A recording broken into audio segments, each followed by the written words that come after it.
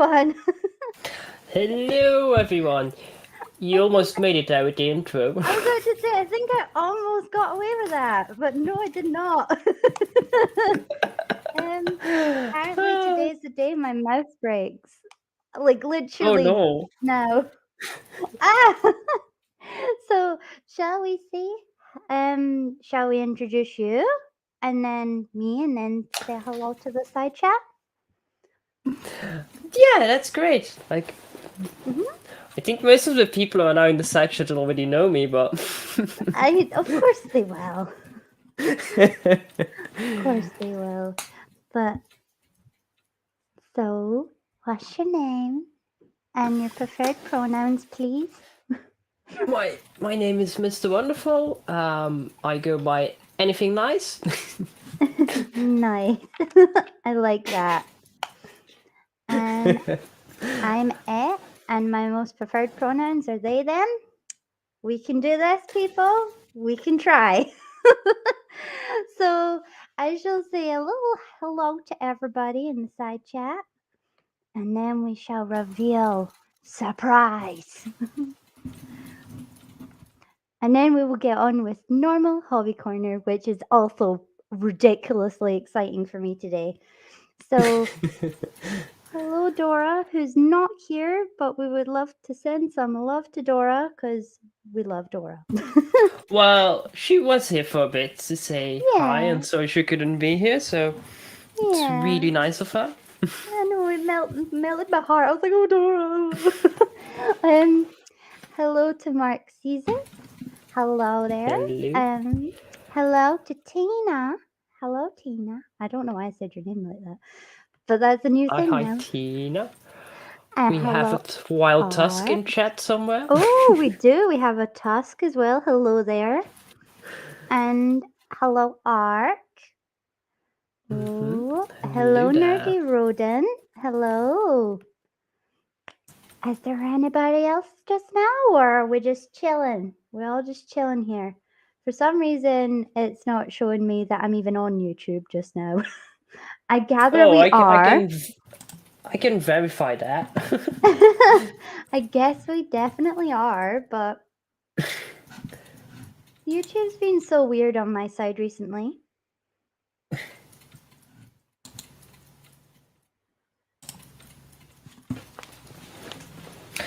But yeah, it does that sometimes. It Oh, just we doesn't are show you on. live.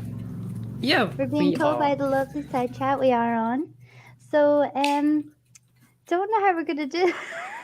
I think I may have to run and try and find batteries because literally during the intro, my mouse broke. Yeah, you kind of need a mouse for what we are going to do. We are. So I will be just a second. I am deeply sorry. I was going to try and bully Tusk to get them, but I think he's probably busy. So, do you want to tell everybody a little about yourself? And I'll mute and unplug my earphones. But I'm still here with you, friend. Oh wait, we've That's stolen fine. Tusk to go get the mouse thing. So I'm not running away. Okay.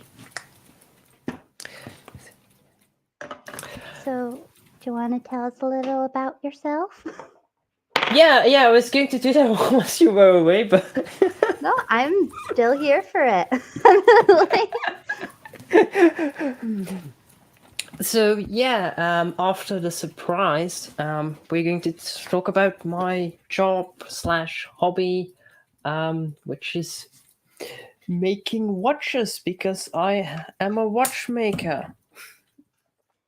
And I do know that I'm so excited because I love looking at the little cogs. Do not understand anything about it. Thanks, Tusk, for saving the day. I've got a working mouse again.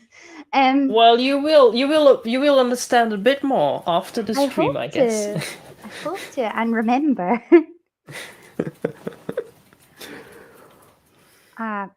See, this is my problem as well. The middle mouse on the laptop really confuses me. And well, to be fair, Nerdy Rodin, my My mouse is actually a hamster. Oh yeah, I remember you showed me one time. My mouse is in the shape of a hamster. But it's fully fed now and everything's fine. So shall we get on with the surprise? Also, I do want to say, Deconverted Man started making this a little while ago. I've literally accidentally just caught a glimpse of it, and I seen a little bit of it a while ago in my Discord. And this is what my avatar looked like at the time of him constructing it. It looked a little like this, a lot like that. So, yeah, bear that in mind when we're having a little look-see. Okay, here we go. Yep. So I I'm shall ready to add go. you in, and then I will hide. Just as a side note, I won't be able to see the comments for a little bit. So I'll do this, put it on full screen, and I shall join you. Hello. Yay! We have an Ette that moves. Yes. Hello there. Are we gonna? Hello. Oh, you're bouncing. Yeah. Are we gonna? Look at it though. It is just adorable. I love it so much. What do we do? You follow me, or you can look at the outside first. So it's made in a way that like we can change the time of day. So I suggest we do a tour of the outside, go inside, and then change it to nighttime to watch it at nighttime. Yeah. Okay. Also, oh Tina, I hope that your internet gets better soon. Yeah, I do. Oh, there's things on the outside over here. Sorry, I've ran away from you. I'm overexcited. Look at my hair and my little ears. Well, my elfie ears. This. Yeah, this is to change the time of day. So. Ah, okay. So I won't touch anything Oh, like oh, that oh! yet. I accidentally left the door open. So wait, let's Oh do my it properly. goodness. Okay. Do you want to go in first or shall I?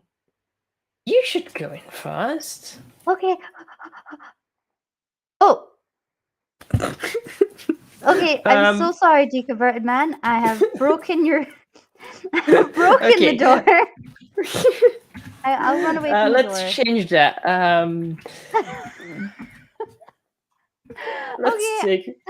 Let's take away some of Ed's privileges. I think that's necessary. Goes very excited and breaks it. So let's fix that. Ta-da! Nothing happened. Yeah, what door? Like what unbreakable? Right, how do I open it then? Oh, can't you? You can't use those, right? No. That may be a bit too much privilege taken away. So I don't. Now you should be able to. It doesn't tell me how to open the door. Left click should do it. No. No. Okay, Right we're click it is. bulldozering in. To be fair, it's been a while since I played Minecraft. Oh my goodness. Oh, Have I got crystals? Ed, you and stuff? forgot some stuff. What have I forgot? Like there's a door on the right and a door on the left. Oh, okay, let's go to this door. Is that a... Oh, look at me opening the door and not wrecking things. Oh my goodness. Is that a person holding a pig? It really do. Pig It human? kind of looks like they put a llama head on something else. Oh. Oh my goodness. I'm loving it. I don't understand this, but I'm loving it. This is the Donkey Kong, I guess. I've gone into crafting mode. Yeah, and they gave you a banner. A what? A banner, a cute banner. Ooh. What's the banner? Where do I put it? Just put it on the ground so we can see it. Okay. Wait, I will put it up. Oh, you picked it back up? Yeah. If you select it with your scroll button, then you can click on the ground somewhere and place it. Can you put it back in the chest so I can place it? Yeah, I did that. Yeah, I still don't get how to game. Oh no, it's a little cute bunny. Yeah, it's. Oh my goodness. Aww. Aww.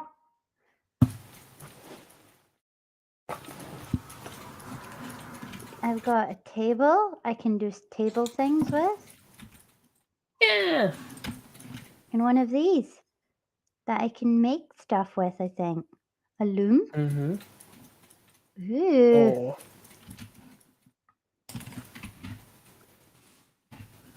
You can place a banner on a shield in Minecraft, right?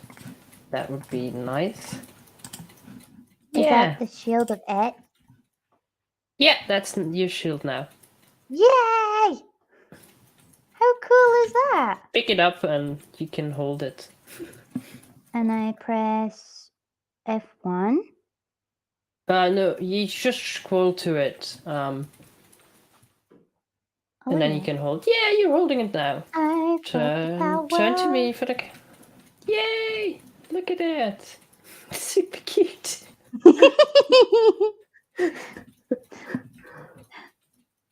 Okay. Do you Oh, want to go into the pink room? there's so much. Is this my bedroom? It is. I have beautiful little candles. Oh. And there's a cake. Yes. Yeah. And a shulker box. That's so cool. And I got flowers. Mm-hmm. And lots of rabbits. I love rabbits. How did you know?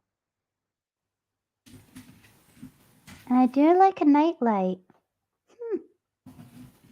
And the flowers Yeah, over here. I don't know about the candle so close to the bed. Nothing bad's gonna happen. It's gonna be fine. It's gonna be fine. So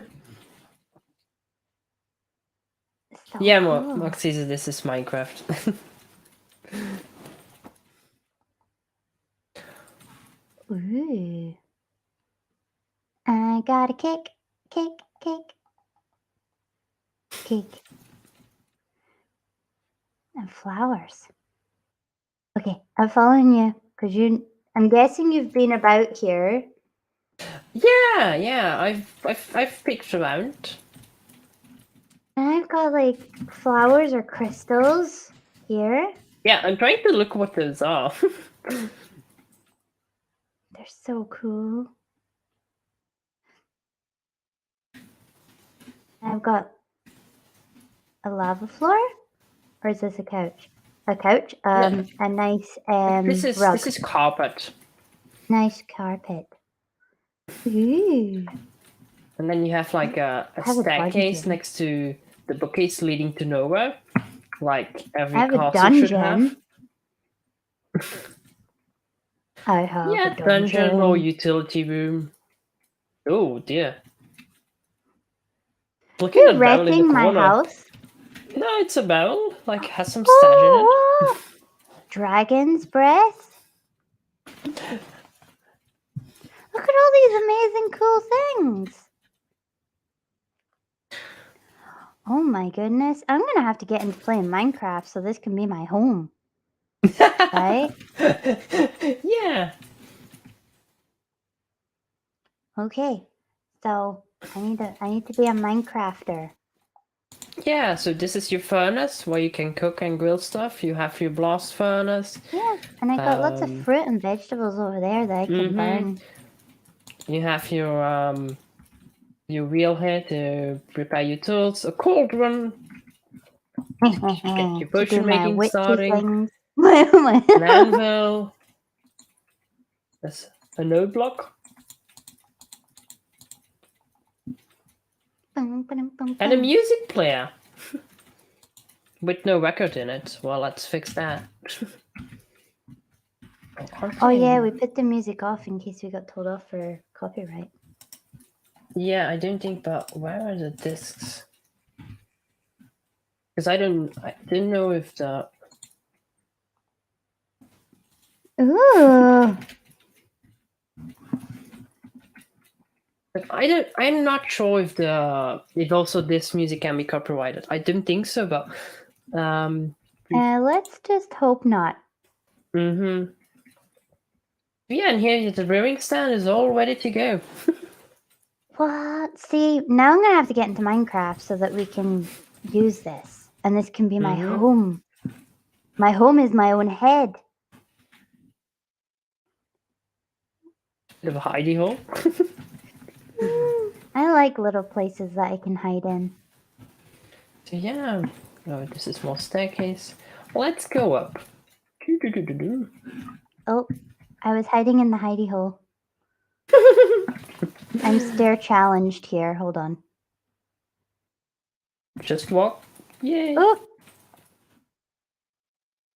Oh. I have a room for my friends. Like you can stay here if you want to. Oh, with a sunflower. Sunflower. And a cornflower. You can choose. Oh. Oh my goodness. Lots of little surprises. Thank you so much, Deconverted Man. I still can't believe. Oh, and another flower. I still can't believe how much creativity this took to create this. Do you know what I mean? Yeah. Bear in mind, this is inside my head. This is all in my head. And then there's one floor up. One floor up? What about there? There's nothing, that's just... Some lovely paintings. It's not nothing, it's beautiful paintings. Yeah, sometimes people put secret walls behind there, but nah, it's nothing. It's a beautiful home. You need another hidey hole with like a banner to rub your back. The back rub. Yeah. Oh. Ooh. All the room for activities. Yeah. I could have a Cobra Kai studio up here. Couldn't I? Ette Kai. Ette Kai. Ette Kai. Look at all the details up there as well. So pretty. Mark Caesar says if he would create a house that was had, it would be full of rubbish. But yeah, I don't think so. Probably would be very interesting. Made with whose head? Mark Caesar. No. Be filled with cheeky chappy comments. Because you're cheeky chappy. Yeah, we could have fit another floor in here. Ooh. Ooh. Like a secret room. It's such a cool place, isn't it? Now I wonder why. I wonder why they do the nighttime thing. Wow. Let's go outside and look. I think I'm just gonna. Oh, we're gonna fall down the stairs. I can't go down. I think you need to push shift to go down.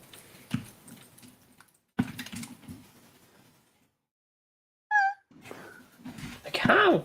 No, you can just go down. Nope. stuck forever. Uh-oh. Yeah, I'm stuck.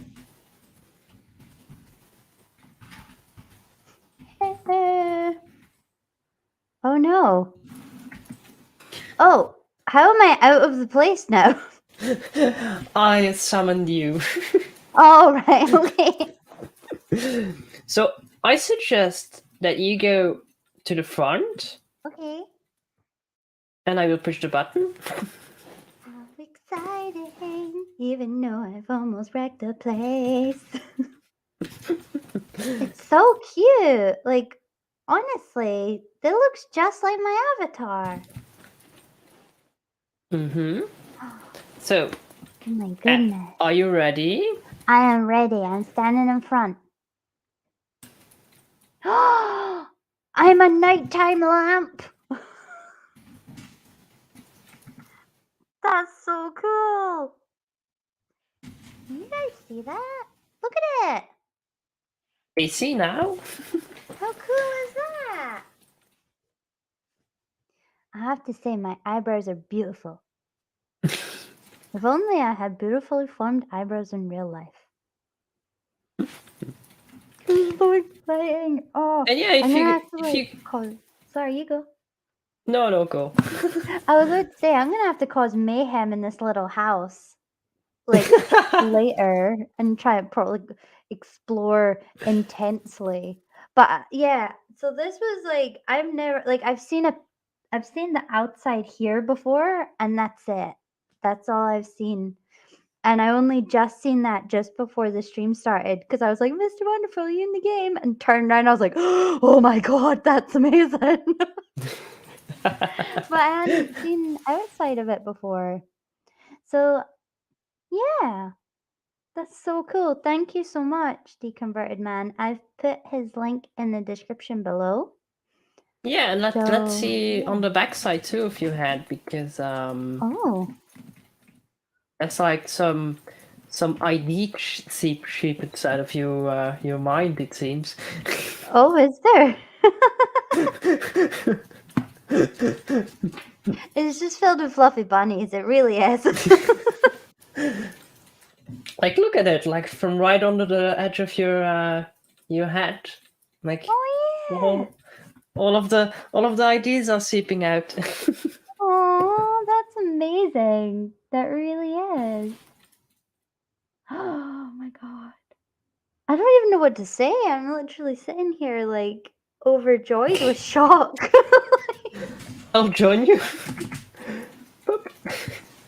We're just gonna be like staring at it all. Like we went into Minecraft and a different server thingy, and I was just like, oh my god, just running around because I'm like, I don't understand this game or the mechanics. It's so cool.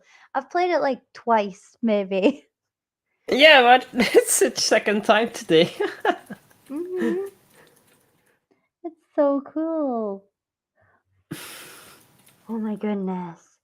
Okay, I think we should maybe check the comments and maybe get on with it being all about you, Mr. Wonderful. Yeah, that's Yeah. fine.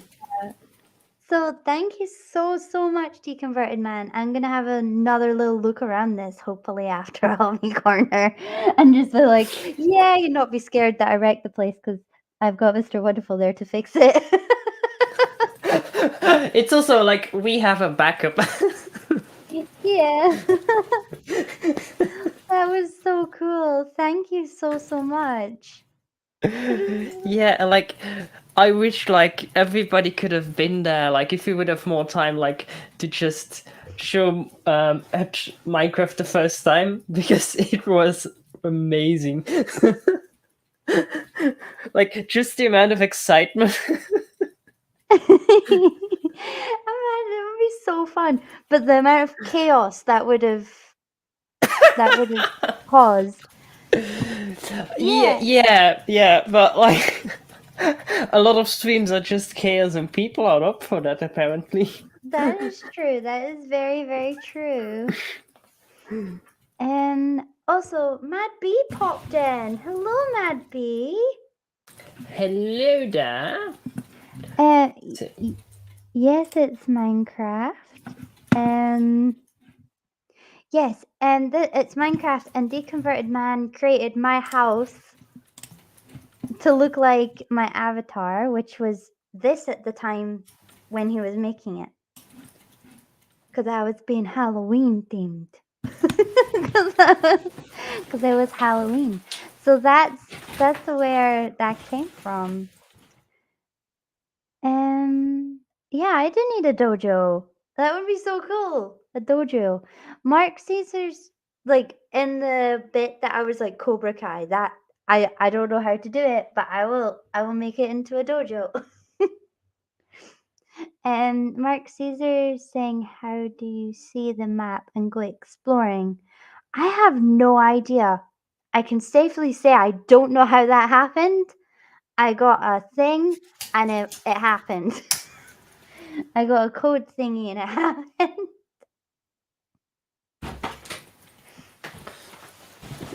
Yeah, what do you mean with the map? Because I don't really understand it well. Was Mark Caesar wanting to go inside my head? Yeah, that can be arranged. I'm sure Deconverted Man wouldn't mind. I'm But pretty sure. we will double ask permission first. Yeah, it's always safe to do that. Yeah. But I don't know how it was done. I just put in a thing and it was there. Magic. Woo! And it even had like it was even like a little rainbow thing on it. I don't know if it's normally rainbow, but it had a little rainbow thing on it and it made me really happy. No, I had some fun with it. Oh. So, okay. Are we gonna start talking about clocks and watches? Oh my. Yeah. I think it's time. It is time. Like So, we had said, like the Minecraft thing should take half an hour. So yeah, we are half an hour in the stream. So it is time. So yeah, before we talk about the clocks and watches that I'm half laid out here, it is time to talk a bit about the history of watches, basically, and the need for it, or not the need for it. But basically, watches at the start, or clocks, basically, or apparatuses of timekeeping, they were not really, that wasn't really useful because people used sundials. But there was one catch to a sundial: you needed sunlight. that wouldn't have worked well in So, Scotland. well, even on an overcast day, sundials kind of work. But basically, they needed something to keep time at night, and that's where the first clocks come from. There were other things, which I'm going to start a presentation. Shall I add that now? Yeah, you can add that now. I'll pop us to the side of it. But why is it not in order? I don't know. We're missing a slide somehow. Oh dear. Let me re-add that one.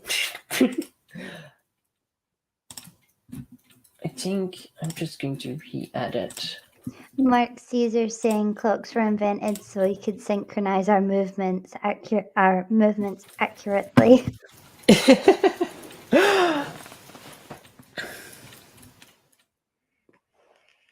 There we are.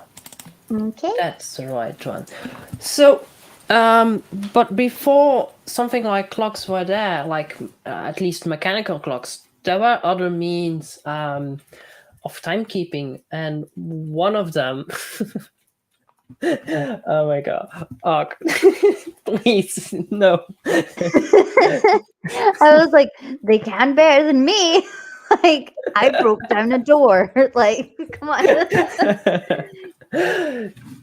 So yeah, there were candles who were and they were made to a specific burn rate, which they could keep time on those. You can see behind the candle there were little indexations, and Little line. I don't know for this case of clock. I would guess it's probably an hour per like large line, and then the small line would be half an hour. And on the right side, there is an incense clock. What? I've never seen one of them ones before. Yeah. They even go like I didn't really found a picture of them, but there even were incense clocks where like they would put incense on a rope, and they would pull a metal ball on it, and then under the metal ball there was like a large metal plate, so they even had sound when the incense had burned up, so that was a certain amount of time that passed by. That is awesome. Yeah. And there were even like water clocks and stuff like that. Water Um, clocks. yeah, where they would just get a barrel, poke a hole in it, and yeah, if the barrel was empty, a certain amount of time had passed by. And yeah, Max says you're right. Sand timers were also common. Like the hourglass we still sometimes use today. And hello, Rob Slide. Hello there. Hi, Rob. That's pretty cool. And then around the 14th century, we got to purely mechanical clocks, which used some kind of oscillation. This is a clock with a folio. So basically, you have the two weights on top, and the distance of those weights is actually what keeps the time. So the distance in between the weights and the center of the axle. You see, like under the attribution, you see those two weights on the side, and that axle moves back and forth, and it's the distance that weights are from this middle of it that keep basically decide the timing of the oscillations. Oh, that's really cool. The thing was about those clocks, they were very inaccurate, and there was another downfall of it. They were stationary, like you couldn't move them around because they would either stop ticking or be very inaccurate, and that posed some problems for people who were on sea, because I think probably most people won't know this, but in order to, back in the day, decide your position on sea where you were on the map, you needed a very accurate time source. Because you would use astrology and the sun to decide your location. But in order to decide your location, you needed a very accurate form of time. And when a ship from the British Navy sank, they rewarded a prize for somebody who could come up with a clock that would work on a ship and was reasonably accurate, because that would have given them an advantage. And then we come here. This is one of those clocks that was made. It looks like a pocket watch, but in real life, it doesn't fit in your pocket. So where would it go? It would go in a box somewhere stored very safely, and only the captain had access to it. Ah. And that's where he come up with a special escapement, and I haven't touched the subject of escapements yet. I will do later in the stream, but I'm going to show it anyway. I will later post a link because for some reason, normally it's an animation, but for some reason in StreamYard and a presentation, it doesn't really show the animation working. But when we are going to talk about escapement, I will post the link so everybody can have a look at it. So this is a grasshopper escapement. Normally, if this would have been an animated image, you should understand why it's called a grasshopper escapement. But in this case, not. Another funny thing about this watch is that when it was made, they had given out prize money to whoever would win it, and they had expected somebody from the Royal Society would win it, but eventually it wasn't. It was just a simple simple person, like not from any titles or something, that invented it. And I think to this day, the British government hasn't given him his prize money yet. Aww. That's not very fair. No.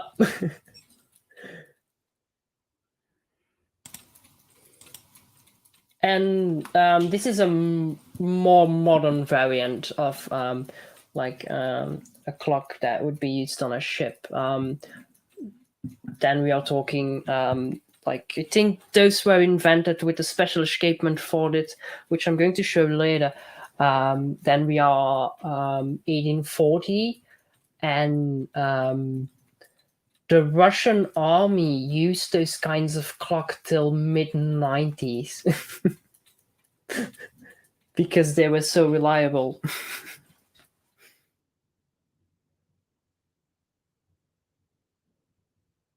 Sorry, I'm just staring at the image. I'm like, so shiny. Mm-hmm.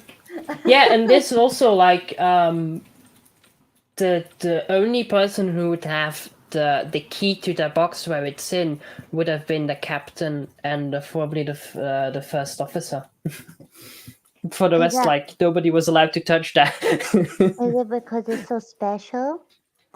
No, because it was very important. Like if somebody would have wanted to do mutiny, like they could have, like if they would have disabled the clock, like the ship could have been lost. Because it was such damn important.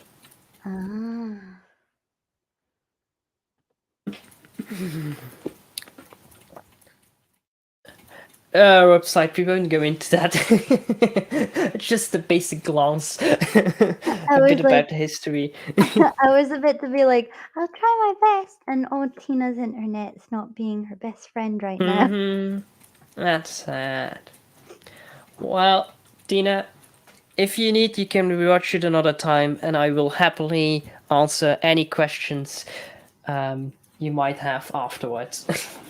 You really, really love clocks and watches. I think last night we were talking a little about it, and I was just sitting there quietly enjoying everything. I was like, I don't really understand, but I love it. Yeah. Oh, and we have Alien X who joined the Alien chat. You're Hello learning there. about clocks and watches today. Yeah. And you met my Minecraft head. Yeah. Oh, in the next year, like you should rewatch like the first 30 minutes of that because it's gold. I mean, this is beautiful as well. This is beautiful too. I mean, look at the shiny things that go round and does stuff.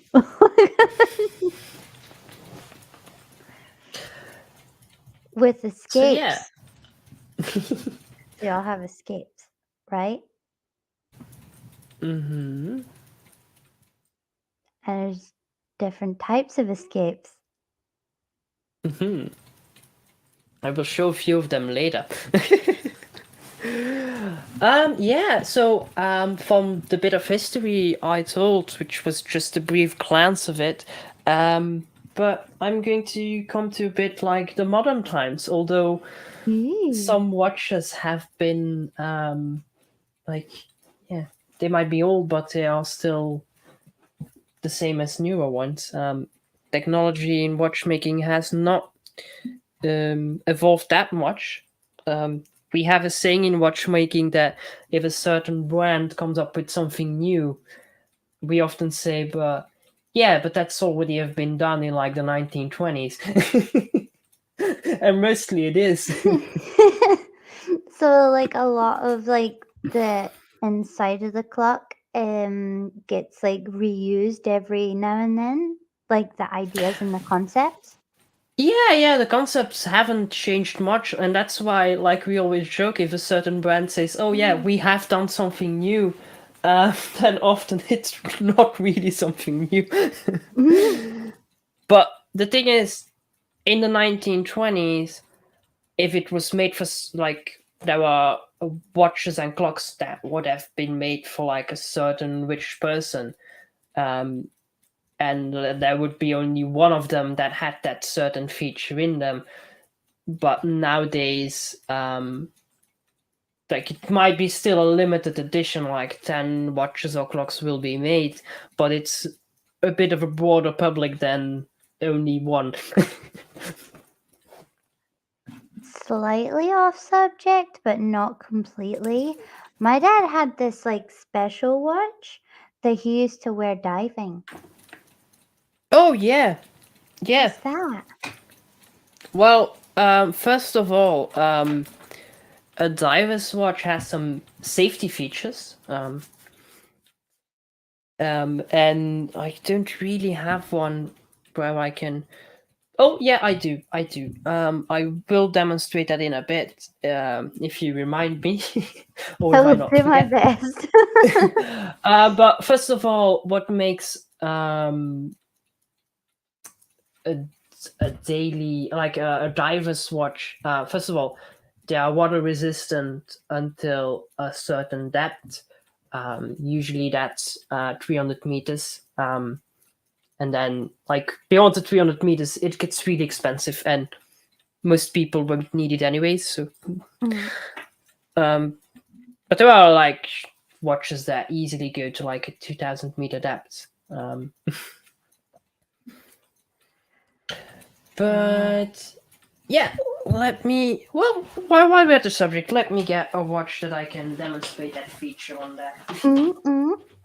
Yay, yay.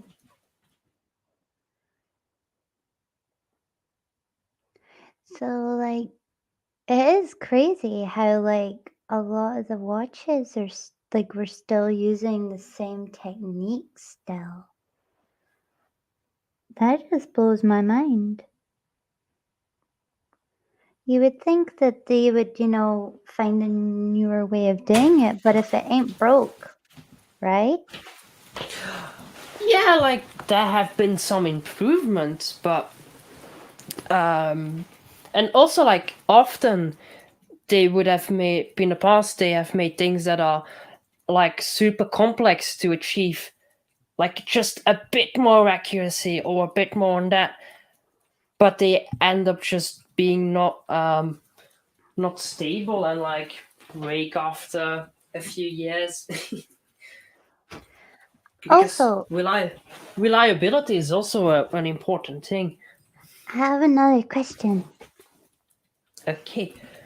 Have you ever seen a Braille watch? Yes, I do. Have you fixed one? I haven't fixed one.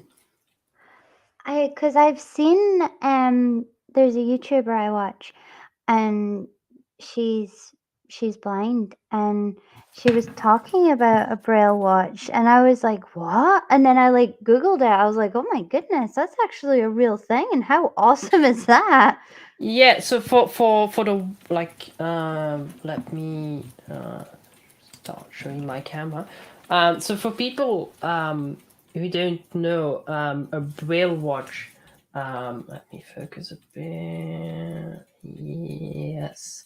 A Braille watch will have really sturdy hands, and Mhm. then the dial will have the numbers on it in Braille.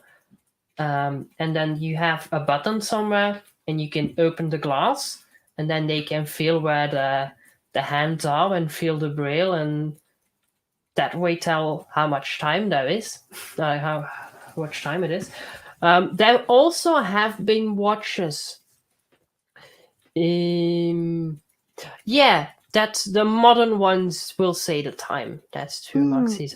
And there also have been very old ones that just play little notes to let blind people know the time. I remember seeing a watch, like I wasn't able to touch it, but after the First World War, there were a lot of people blind from gas attacks and stuff like that. Mhm.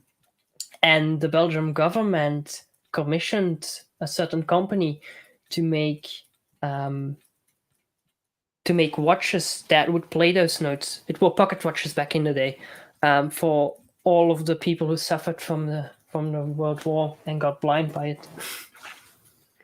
It's sad that that happened, but it's really cool that they got watches so that they could, still be on time for stuff.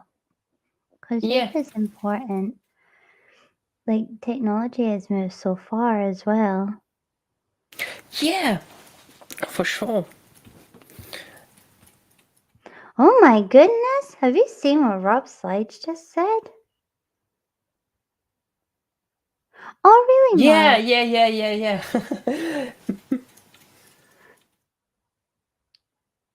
They So, go a lot Mark of money.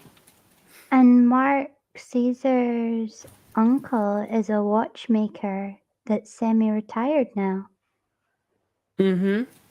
That's pretty cool. Yeah. Sorry, So you were showing us a what I wanted watch. to show about like a diver's watch, like this is just a normal ice watch, but it was the first that had that feature that I'm laying about. An ice watch is not a diver's watch, but it still has a feature. So for divers to decide the time they still have left to dive, they will align this part you can turn with the hand, with the watch hand, with the minute hand, and the dial only turns one way, because if you turn it this way, it's less time. But if you would be able to turn it the other way or in both directions, you could actually, if you would hit something, make the time longer, and you might get into trouble because you spent too much time underwater. Oh, So that's one of the features that's important on a diver's watch. so that's why my dad didn't like me messing with that before he went out. Okay. I have seen divers watches with that not have that feature where you can turn this in both directions, and I have said to people like that's a that crap.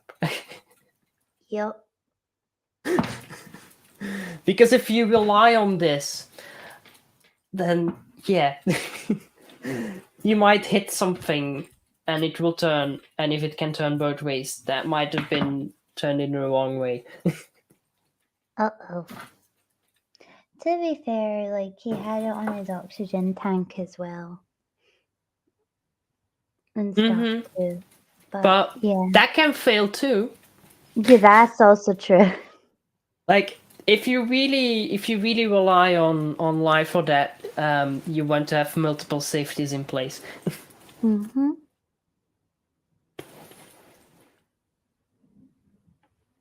So yeah, I have a very simple clock ready here, ready to show. For reason being that it kind of explains how a watch or a clock is inside, like works on the inside. It explains the foundations of how a clock or a watch works. Let's go. Let's add the overhead cam too. Let's zoom in a bit.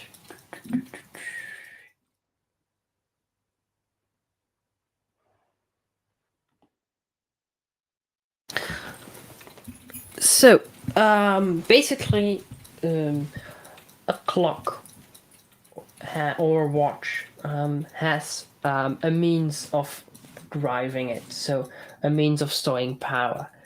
In this case, that is a mainspring. Mm-hmm. Oh, You sorry, can. one sec. I'll make you bigger. One sec. There we go. There we go. That's Yeah. easier.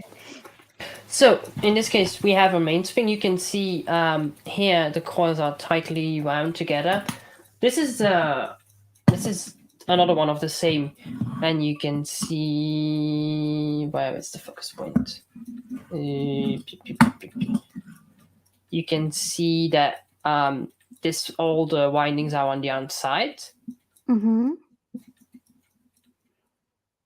So you can see that's where the power is stored. Basically, Oh. you turn it here, and then the energy is stored. And then you have all those gears you see in here. That's basically just a reduction. I will show you that later, Mark Caesar, when Oh, it's time. the self-winding. Yeah. So this is just a means of reduction because we want a watch or clock to run a long time. Oh, it seems like I killed it. Without having to wind it in many turns. So basically, here you have a lot of power and Mm-hmm. not many turns, which we will reduce to almost no power and a lot of turns because we want to make a watch last or a clock last long. This is an 8-day movement, which basically means that you would wind it every 7 days, so once a week, with 1 day as reserve in case you forget. Ah. And then at the end of it, we have an escapement. In this case, it is a lever escapement with a hairspring and a balance. But it could just as well be a pendulum, like most clocks will use a pendulum, long case clocks, and a lot of other clocks will use a pendulum. And in this case, it's an escapement like you would see in some older watches, not in the latest mechanical watches. They will use a Swiss escapement. But yeah. So that's basically the minimum basics you need for a working clock.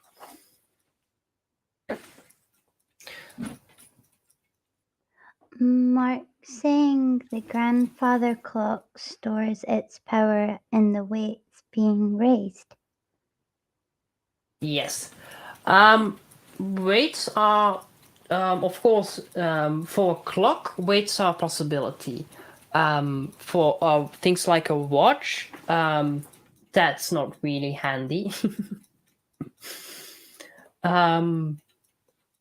But yeah, basically, whether it's a weight or a mainspring, you basically need a source of power, whether it's from gravity or a spring that is basically the same. The only difference is that since gravity is a constant, clocks that are weight based will run more accurate, because with the mainspring you have more power when the mainspring is fully wound.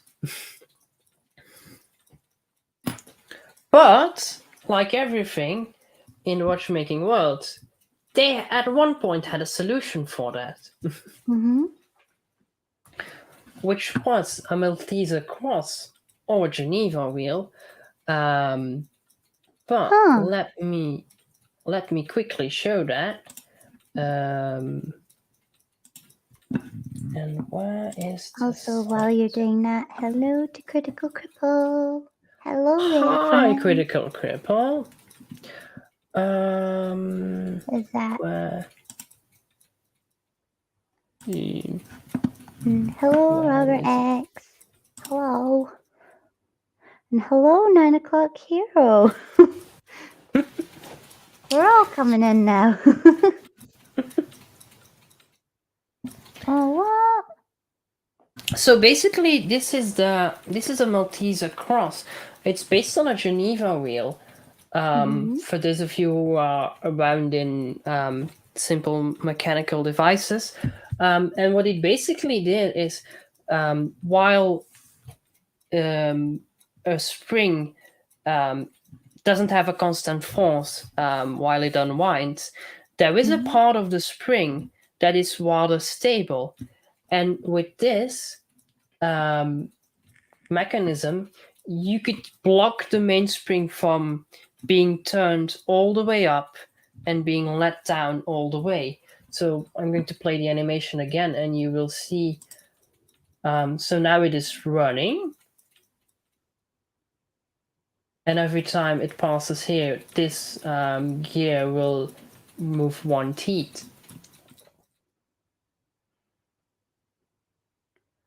That's pretty cool. Mm-hmm. So that's all just done by, like, when you wind the clock? Or This is while it's running. Self-winding. This is While this is while it's running. Self-winding I'm going to get to later. Sorry. I'll not It's jump okay. in. But I'd rather ask and be wrong than just be left completely in the dark. So now it was stopped, and now somebody's winding it, and you see the mechanism gets reset. So basically, it just keeps you from winding it too far, and from it unwinding itself too far down. So you basically use the most linear part of the mainspring. So the power of the mainspring stays more or less the same.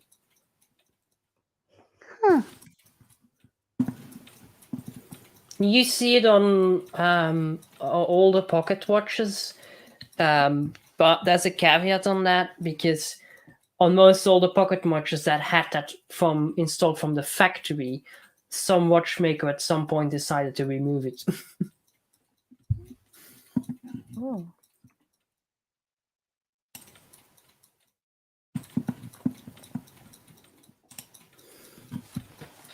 But yeah.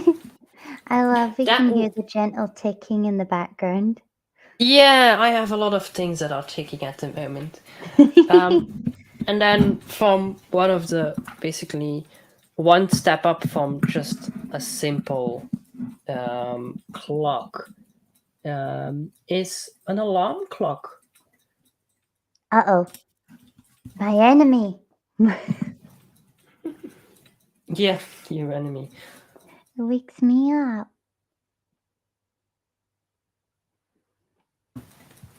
So yeah, an alarm clock is basically what I showed earlier, with an extra mechanism that, well, sounds the alarm, which is basically a really rudimentary escapement, which is here on top.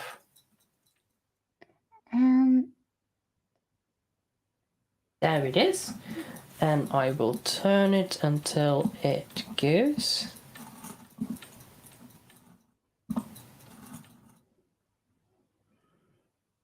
If it wants to. After you've done this bit, there's a question for you. Okay. Wait.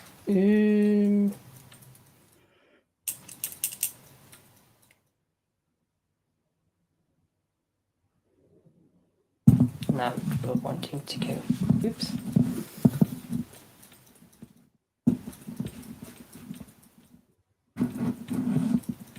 There is this.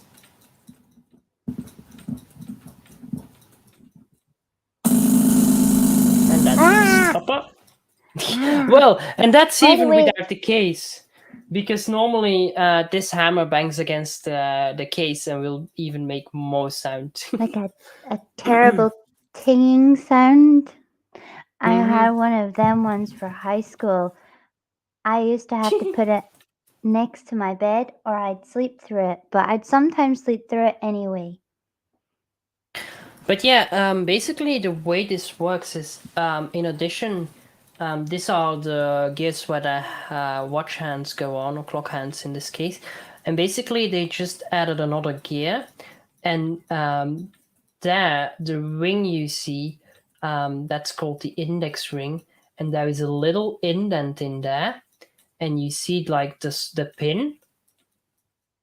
And when the pin can fall in the indent, this gear gets lifted up because there's an index spring underneath, and that just releases the mechanism, and it can go. And it rings. Well, it's fun to know how them little Satan boxes work, huh? Yeah. So yeah, there was a question you said. Yeah, there's actually two now. What's the Okay. difference in really expensive watch and your average watch? So that's the first question. And then I'll pop up Okay. the second question as you're answering the first question so we don't lose it. Well, about the first question, an expensive watch isn't always necessarily better. There are two things that can make a watch expensive. It's either just because it's an expensive brand. Think about something like a Rolex, for example, is just expensive because of the name. Rolex are really good watches. They are really good made, but they are very boring in what's inside of it, and they also have a really big name. Like if you say a watch, everybody thinks about Rolex. That's why they can afford to make their watches that expensive. Ah. And then there are two other things that can make a watch expensive, which is a complicated watch. A watch that doesn't tell basic time, but might have some features to it that can sometimes. There are watches where you can play blackjack on, for example. if you really want something very expensive and off the chart, there are even watches which have like on the back that have sexual animations on the back. If you want to get something, yeah, if you want to get in something obscure. And then there are watches. I think the most complex pocket watch has 21 features. A pocket watch? Yeah. Is that? It's a pocket watch, and it tells time, it tells temperature, it tells when the sun's rising, when the sun's setting, and you name it. 21 features. Oh my goodness. Okay, so it isn't just like it isn't always just because it's a really expensive brand. Sometimes because it's really complicated. No, and then the other thing is like the materials they use might have been expensive materials. Like if you have a watch with a golden case, then yeah, part of the price of that watch is the gold. Same Mm. goes for like if you have a watch with the outside filled with diamonds. Yeah, somewhere in the price of that watch you pay those diamonds. Mhm. And yeah, like I said, sometimes it's really complex, or not complex at all. But sometimes it's like they have made mechanical watches or only like a few millimeters thin, Ah. which makes it super complex to make it that thin. But in essence, it's a simple watch, but just made in a really convoluted way to make it that thin. That's pretty awesome. I never knew you could get really thin watches because my problem's always been they always look too big on my wrist. And I forget to wind Um, them if I have to. yeah, but you have automatic winding watches, which is something I'm going to touch later. Mhm. But yeah, I wouldn't be able to fix a gearbox. Aww, that break my heart. So I unfortunately, no, Mad P. No, sadly no. If only, but no, sorry. And Okay. yes, Moxie, so you were right. If you paid €5 for a knockoff Rolex, and it lasted a year, that's about right.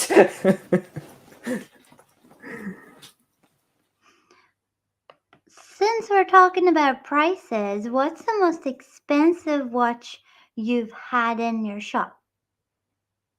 The most expensive watch I had in my shop was €6,000. Ooh. Okay, what's the funnest watch you've had in your shop? The funnest? Hmm, It's a like bit of a one you would hard be one. like, oh, I like that because of X, Y, and Z. Also, hello, Dunbar. Or do you have a favorite rather than funnest? Well, I kind of have a soft spot for the electromechanical watches, which Mm-hmm. was like a small time in between the the, the time the Japanese invented the quartz watch, which is something I'm going to touch about later, Ooh. and the like the pre-quartz, but in between mechanical and the quartz, they have made some hybrids in weird convoluted ways to make it work. Hmm. I'm sure you'll talk more about that in a little Yeah, bit. sadly, I don't own one yet because I'm Oh. really picky about the one I want to get. But yeah, soon. Tina's also asking what's your thoughts on the modern smartwatches? Well, not really much thoughts about it. Like they're a thing and they serve their purpose for certain people. Mm-hmm.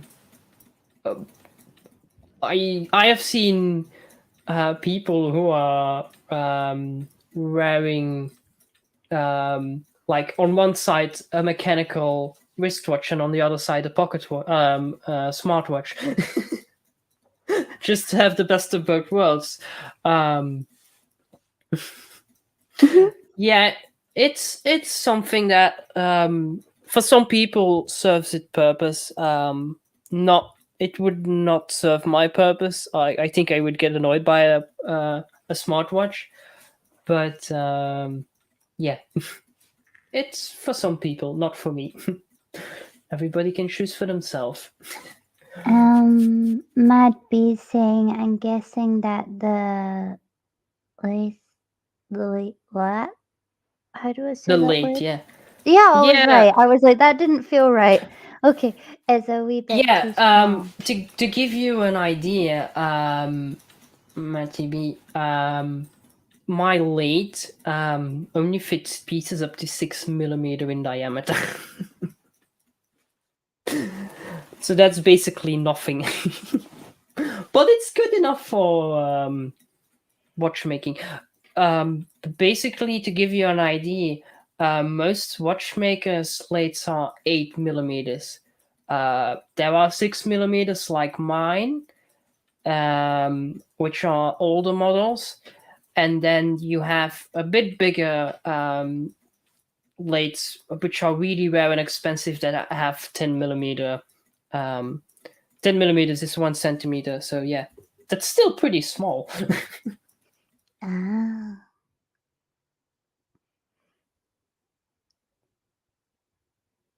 Now I can't remember what you were saying before all these questions. Well, I presume I was done with the alarm clock. Yeah, you woke me up. Yeah, I woke you up. Oh, that's great. Now you're woken up. Let's show one more clock before we get to the big clock, which has an interesting story Ooh, behind it. I'm excited for the big clock. Mm-hmm. So Wait, this what? this is but how can I show this? If I zoom out a bit, yes. There And we then are. a bit of focus. Yes. So this is a movement from one of those tin clocks. So one of those like it's a tin plate with a clock movement behind it and some hands on it. And this is actually this is an electromechanical clock. So you still have a balance wheel with a hairspring on top. You can see the hairspring, but it has basically no wheel escapement, and it is driven electrically. So you can see here there are 4 magnets, and there are one coil here and one coil there. And inside of one of those coils is a pickup coil. And if the magnets pass by, the first set of magnets pass by, you can see here the metal can, that's a transistor. Mm-hmm. And the transistor will use that tiny current from the electromagnet that picks up the magnet to open up the current of the battery, which I'm going to install soon. And that drives the clock. So it will detect the first magnet. Then there's a capacitor and a resistor that makes the timing. And a bit later, exactly when the second magnet passes by, it will give a pulse, which creates a magnetic field, which will repel those magnets. And so let's get the battery. And when you're done with this and there isn't any questions about this, there is another question. So just to warn you, just so you know, I've not popped that up to hurry you. I've just popped it up so that we don't lose it. No. So did I install the battery correctly? Yes, I did. Then let's turn this a bit. And voila, it started going. No. So it is really... So I remove the battery again and let it calm down. Normally you needed it to give it a bit of a wiggle for it to start. You see the slightest wiggle and it's going. It's like, wee.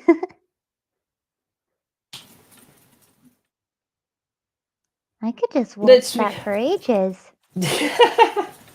And there are watches which I was talking about earlier from like the pre-quartz era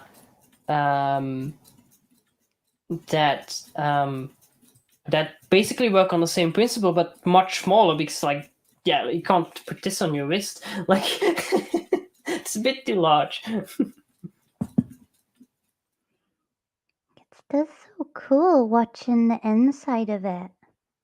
Yeah, no, like the cool thing is, because there is a case over it normally, but it's a transparent one, Ooh, so you could still admire it. I like that. I like clocks so you can see the inside of it and you can see the little tiny gears working. Hmm. So yeah, that's the electro. There are other ways of doing an electromechanical clock like this. There are clocks that basically work like this clock that I showed earlier, but they just use an electric motor to wind up the mainspring, which is also a really interesting way of going about it. Mm-hmm.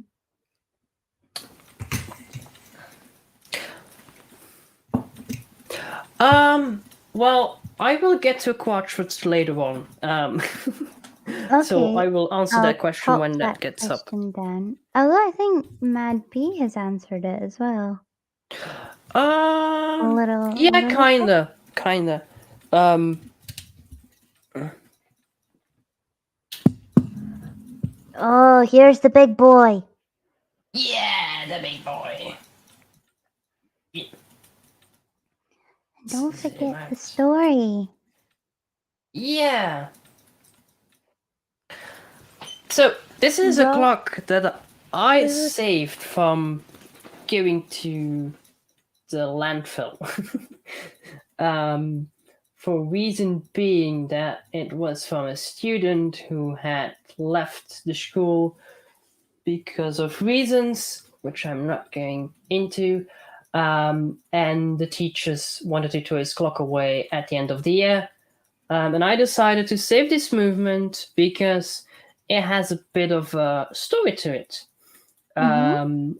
And that story starts with that this clock was made after um, the Second World War. Um, and reason being, what that makes this clock so special is that after the Second World War, um, all the brass that's normally used for clockmaking was used up to make bullet casings and Oh, bullets. But mm, the thing is that aluminium, because of the aircraft industry, was still widely available. So you can see, like, this is shiny brass, this is great, this is aluminium. mm-hmm. A lot of the parts are still made of brass, like the insides, because they couldn't replace it with aluminium. But the main parts of it, and also a lot of the levers on this side, are made of aluminium.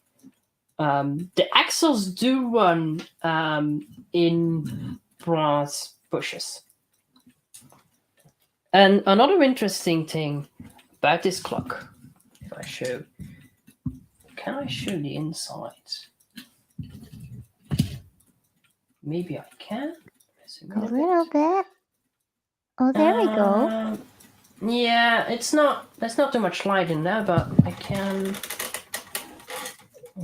put a bit of more light in there. You can kind of see. So this clock, it's a German-made clock, but it has a French escapement in it. This is a Brocaud escapement, which is used in a lot of French mantle clocks. And reason being that it's a French escapement in a German clock is that this was a clock that was that the Germans made for the French after the World War, because as part of the punishment for starting the war, they had to pay their debt, but not only debt in money, but also debt in goods, and that was where this clock was made. So yeah, that's how you end up with a bit of a mix of both worlds. I think it's pretty interesting how something as simple as a clock can tell like a little bit of a time capsule in history. And I Yeah. think it's even more interesting that you can tell that by pretty much just looking at it. You know, I would never have um. known by looking at it, you know? Yeah. To be true, I I would have guessed that the plates were made of aluminium because of the World War, but I had to ask one of my teachers about the escapement, the French escapement being in a German-made clock. um, Now you which pass all that knowledge to everybody that's gonna watch this video and everybody that is. hmm And I think that's yeah, pretty awesome too. You create a yeah. time capsule within a time capsule. hmm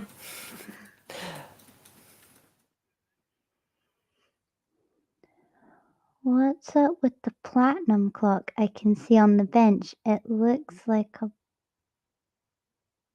Oh, that. pendulum. Sorry, pendulum clock I can see on the bench. It looks like the pendulum isn't swinging naturally. If we have time left, I will show you this. But basically, it's also a clock with a Berger escapement, and yeah, it's running naturally, but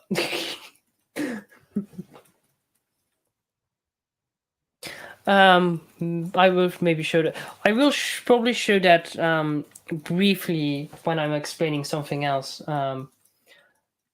But we talked about the simple clock, an alarm clock, and then we are going to going a step up to like as most complex as most clocks can, which is this one. This is what we call here a Westminster type clock because it has a striking mechanism that will strike on the hours, but also on the quarters of the hour.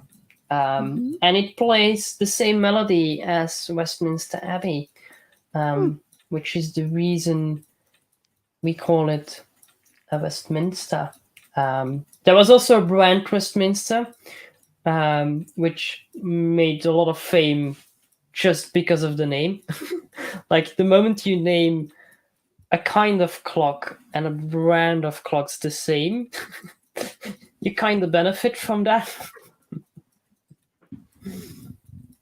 Like it's like a Bic or a Biro, but in the other way around.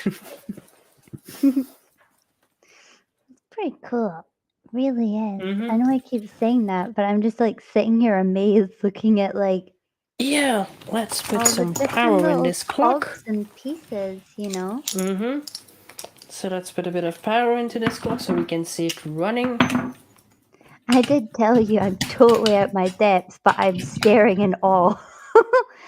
And also, Tina's just popping off now for food and her family quiz. So have a great time, Oh, Tina. yeah, I hope you do really well at your quiz. You got this, girl. That's probably enough. And hello, UKPI. You're here for the Hello clock. there. This one's about to go. Mm-hmm. I've not said hello to some people I have in the side chat, but whenever you've been talking, I've not wanted to go, shut up, hello. Like, so I've just like quickly typed hello to in the side chat. So a vocal hello to everybody that's joined while Mr. Wonderful's being lovely, no, beautifully demonstrating these clocks.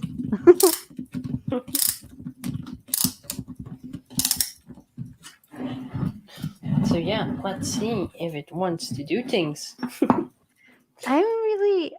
Ooh, do it. Please, clock work. Yeah, you can see things turning. Yeah. It's doing its thing.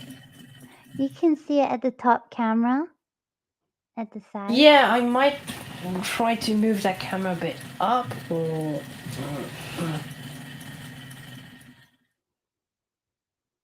But it doesn't want to. Cheeky camera.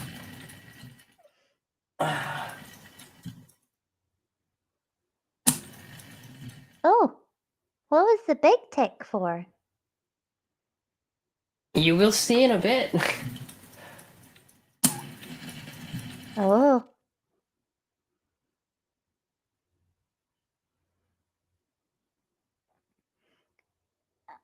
After you have another question, I'm going to put it up just now. It doesn't want to stop, right?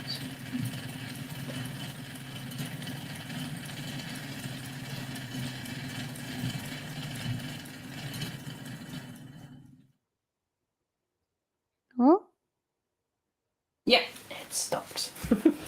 that's pretty cool. Mm-hmm. So yeah, let's see. And around it goes again. Mm-hmm. So yeah, let's see if next time it wants to do. Yeah, which country? Well, it kinda is a hard question because like both like Switzerland, Germany, and even Japan makes really good watches and clocks. Mm-hmm. It kind of really depends on like what you're looking for. Um, they all have their different styles. They all have their different ways of going about making a certain clock or a certain watch. And then on the other hand, we have like a lot of clocks from the Netherlands and even from England, um, which are not known anymore for producing watches and clocks these days, but have made some wonderful pieces in the past. Hmm. So it's So, really depending on what you're after. do you have a favorite clock of A like all favorite. times? Yeah, a favorite clock is a German clock. Maybe if I have time, I will post a picture of it. I will have to dig deeply, I guess, or might look on the internet.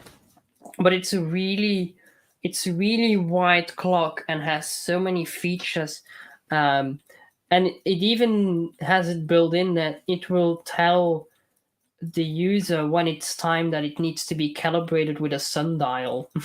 Oh, I don't like that. Mm-hmm. Please recalibrate me with a sundial. Yeah, so it's a sundial, and like normally a sundial has a pin or like even like a stone piece sticking up, and that can tell you the time. But stone sundials that have been used to calibrate, they have a really thin, like a hole inside of a plate, Mm-hmm. and then on a certain time a day, just for a few seconds, light will shine through that hole on a certain place, and then they have a book which they will look in to have values to calculate the exact time of that moment, and then they can calibrate the clock with that. Which is like a really convoluted way of doing it, but it was needed back in the day because they didn't really have standards other than the sun and a book. That's I like that. Did you see about what Mark Caesar said? My uncle was asked to do some work on Big Ben in London, but turned it down because of expense of travel and accommodation. Yeah. I would have they often say think twice, but I would have think multiple times before turning down one of those. You, how cool would have that been, huh? Yeah, because like in the in the town where I live, the clock in the church is broken, and my mom asked me like, would you say yes if they asked you to repair it? And I was like, oh hell yeah, I would say yes, just for like, even if I can't repair it, I can at least like I've at least been there, I've at least seen it. That would have been so cool. Can you get tours there anyway?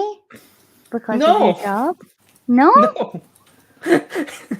Maybe it'd be like, hey, can I take a look and see if I can help? Yeah, fair. Please let me look at a clock. Yeah, are there other questions or? There's I more guess comments.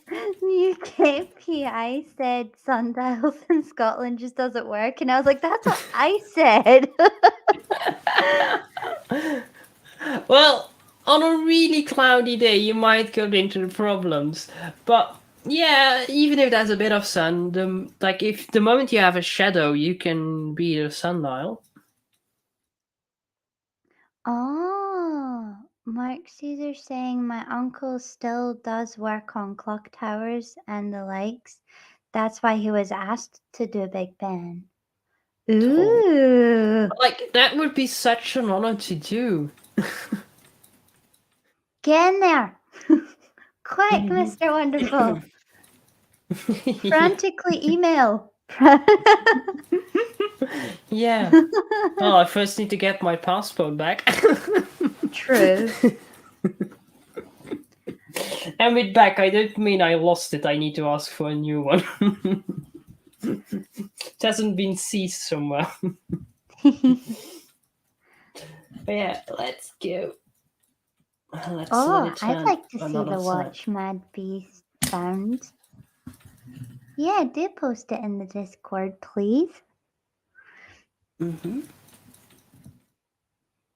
It's a bit stuck. Sorry, I just seen the tip of your nose and your mustache. It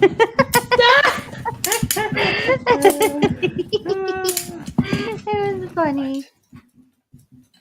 Is this clock being a cheeky chap? Yeah. Where is Ping. it? Mm-hmm.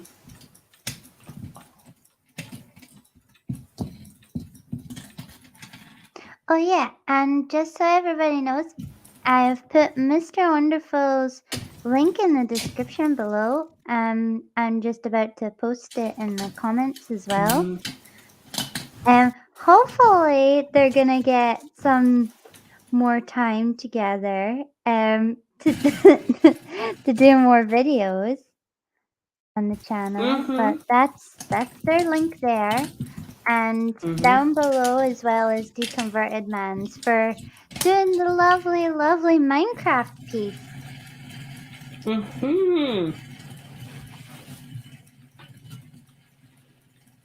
Oh, you're already subbed, Mark Caesar. Well done. Thank you. That's great. Thank you. Yeah.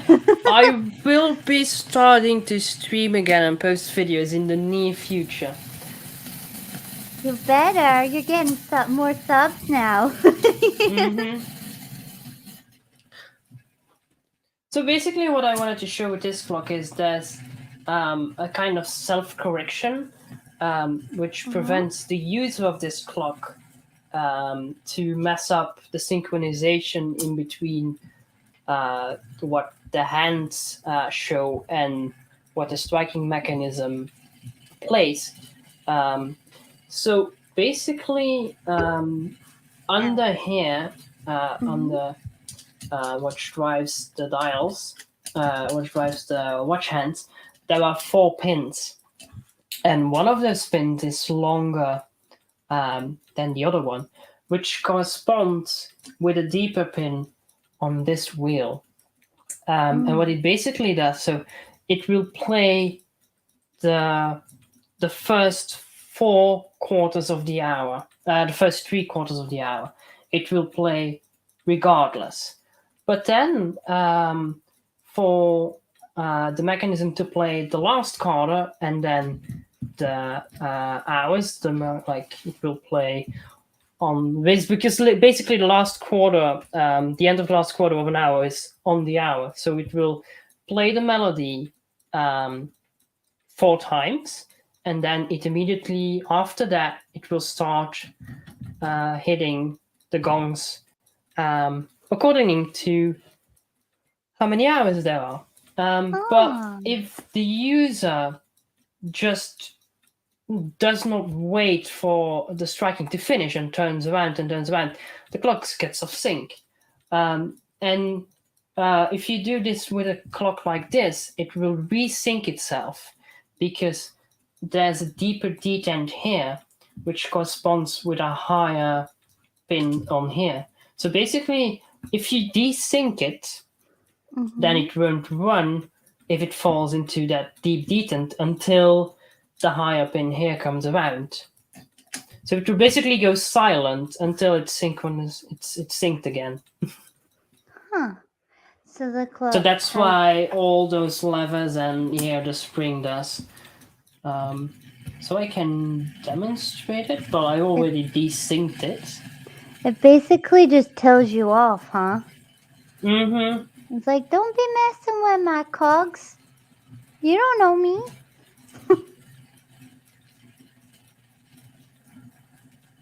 So I desynced it. Now it's going to. This is when it strikes the hours.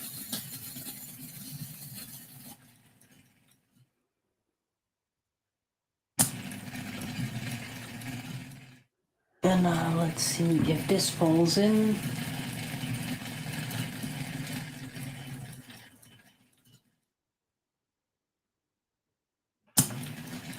Oh, and it doesn't want to fall.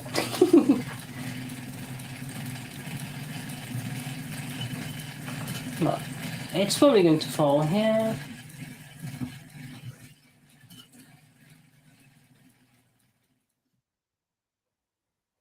Yes. So right now you're going to see this lift up, and if it is correct, it should do nothing, and it did nothing. So that now it's desynced and it's waiting for that one higher pin before it runs again, and it is in sync. So now that's the higher pin, I guess. Not yet. Is this the higher one? Nope. Is it really not going? I guess it's being a prick today. It's like, nope. You've messed up me. I'm not playing. You've been poking around me too long. I'm not playing anymore. It's taking a huff. Oh, thank you, UK Pie, for subbing to me. Yeah. But yeah, I have a video on my channel somewhere where I demonstrate this clock. And it worked back then. Cheeky chappy. But hey, that's why I'm the clockmaker. But yeah, I'm just going to show the backside really quickly, and then I'm going to hop on to the next. So you can see all those pins is basically like a music box, which makes the melody. And normally there are only like four rows on here, but this is 8 because it's a fancy one. You can switch it. So you can switch in between the Westminster and then the Ave Maria melody.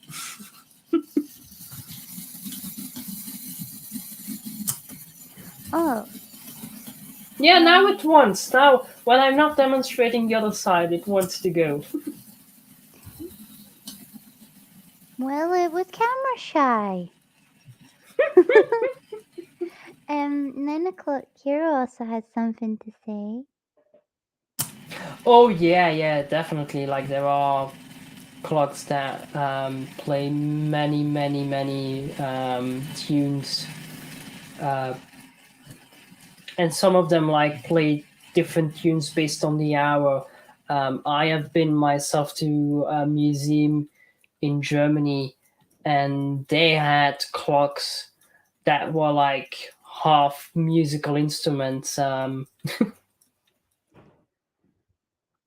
you want to know what? You know, when you come here to visit, I'm gonna have to take you to the museum. They have an amazing clock. It's the most, like, it's, I don't even know if I can find something to show you. Okay. But it's it's not the Museum of Edinburgh. It's a national museum. And the clock is huge, right? Okay.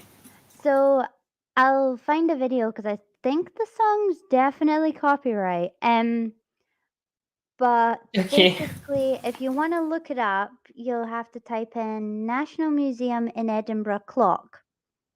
So it's really huge, and it's got like a person that spins round, and like their skirt is chainmail, which hits off of like a bell, and there's like two cows that shake their head, and they're bell jings.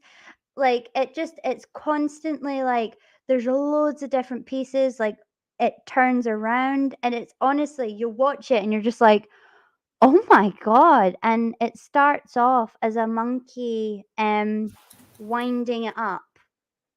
So it Nice. strikes at like I can't remember every hour. Some of the imagery is like overwhelming. So is it the Millennium Clock in Edinburgh? Then UKPI. It is. In fact, can I share my screen for a second just to show you? Because I want to see your face when you witness some of this. Well, not your face, but I want to hear what you got to say. It's up to you whether if you show your face or Definitely. not. I think you're gonna be like, what? I don't mind showing my face, but I don't really have a camera set up on my face. That's okay. So I'm just gonna quickly pop that in there and just quickly full screen that for a moment, right? So this is the clock. Like this Whoa, is how big it is. Yeah. that's a work of art. Yeah. So like there's a monkey here, there's two cows here. This swings from side to side. It's a little mirror. And then there's like loads of little like devils and like creatures like on the inside. I'm not sure if you can see here, like riding on like bikes, and there's creatures sawing something in half, and there's a lot of nudity at one point in it. Like there's a lot going on here. Like it's massive and it's so beautiful, but you can see all the mechanisms, and that's what made me just like love the look of clocks, not understanding it. Because how, well, you're gonna understand it, but who's gonna understand this? Do you know what I mean? Yeah, but like a clock like that, like I probably have to look at it for a while to figure it out. You Because can that's a lot to see, see. you can see how tall it is compared to everyone. Mm-hmm. So I will Super have to tall. take you to see this clock. I can't remember the time it goes off, but it's amazing. And like you go around and it's like the music slowly builds up and it gets more and more intense, and then it plays, and then it slowly like until eventually it's just a little ting ting ting ting, and then it sort of ends. It's really cool. I don't know how to explain it, but there's a sort of drawing of it. Mm-hmm. You can see Yeah. all the little tiny workings. But yeah, I do like I will find a video and show you it, like how it works, because you're just gonna be like, what? Like it's amazing. It really is. Yeah. Oh yeah, I'll definitely contact before we go. Like, be like, what time does that beautiful clock go off? Because it wasn't working. It stopped working for Oh, a long time, and then eventually it started working again. And it was just, oh, it was amazing. It just baffled my brain.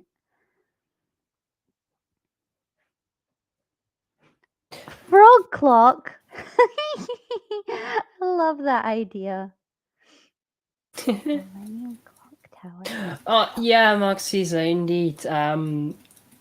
Bells are really expensive because the techniques of making bells is also very old and not very like very few companies still make bells, like really large bells. So yeah, they go expensive. Mm, I think I just keep getting distracted, but every time I go to that museum, I have to see it, and then it stopped, and I got so sad. Mm. And it started again, and I was at one side of the museum, and I heard it go off. I was like, and I like ran, I ran across the museum to see this. Oh, thank you for posting I think it was a clock or a watch, and hobby But corner for me. Oh, I do like that. That's really cool. mm,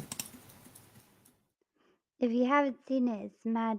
Oh, the frog I'm clock. watching. I'm gonna have to watch that frog clock as Oh, that well. looks cool. If you don't know where it is, it's in my Discord in Hobby Corner. Yeah, yeah. I'm looking at it. Oh, we were I'm also talking to saying everybody else. for everybody. Yeah, like I didn't know the brand of that watch, but it looks fancy. I don't. It's probably a lot of like fake fancy, but It looks really cool. hmm because that what they often do with watches, like with from like certain brands, like I call them fashion brands, is they will take a basic movement and then put like loads of plastic pieces over it, so it looks way better than it is. I mean, maybe don't run in the museum normally. However, my running is more of a can only really be described as kind of Igor.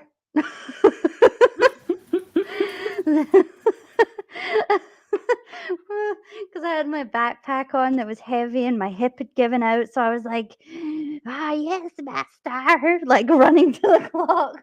Like there was absolutely no threat from me whatsoever. Because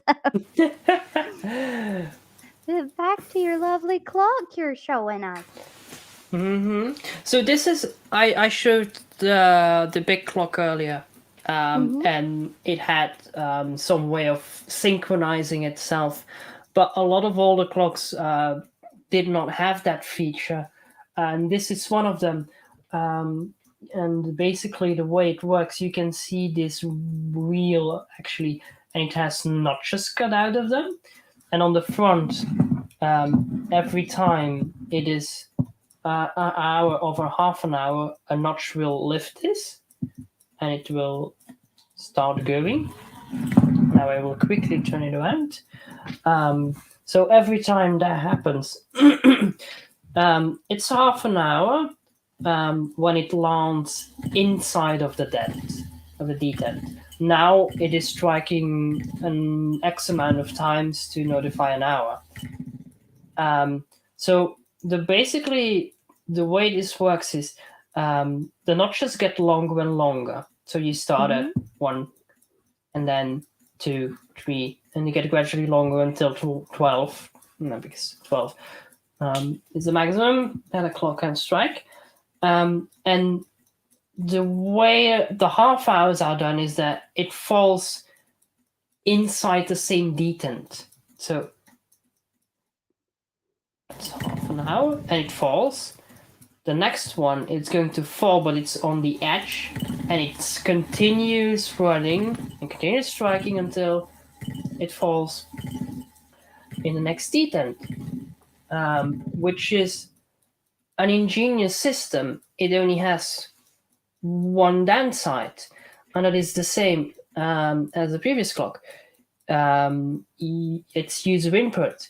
If a user just whoop, whoop, then it's off sync. Mm. You know, So it's a good system, but it has it's a simple system, but it has its drawbacks.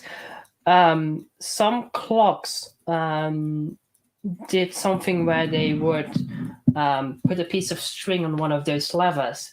So if the user had made a mistake, they could pull on the string until the timer is synchronized again. But most clocks don't have that, so if the user made that mistake of not letting it end and then continuing while adjusting the clock, it gets out of sync. It kind of did look like a woodpecker. Well, yeah, normally this will strike against the gong inside the clock, and I have one to show. I'm glad you were talking about it, because otherwise I probably would have forgotten it. But yeah. So this is one of a Westminster clock. So we can see here the 4, and then this one is for the hour. So normally it starts like this. If it once.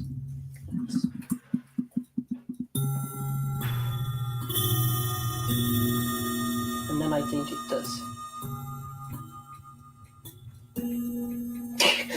I'm not that musical, but I see it. No, I can picture it. Oh.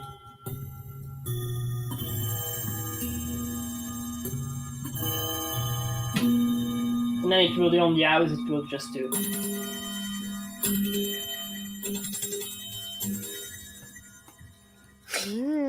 So yeah, not like those hammers that just hit those in a way better way than I can do. Well, that's why you're not a clock. No, I only make clocks. So yeah, not and then it's time to do that. and then it's time to go look at the small stuff. Ooh. So let's small clocks. Small watches. No. Small watches, yeah. So let me get myself ready for the microscope. Get those clocks out of the way. Rob Slide recognized it. It's the Westminster one, huh? Mm-hmm.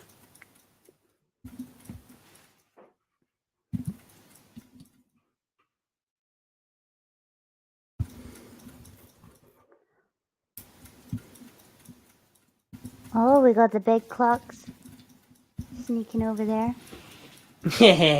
Yep, you got the big clock sneaking there.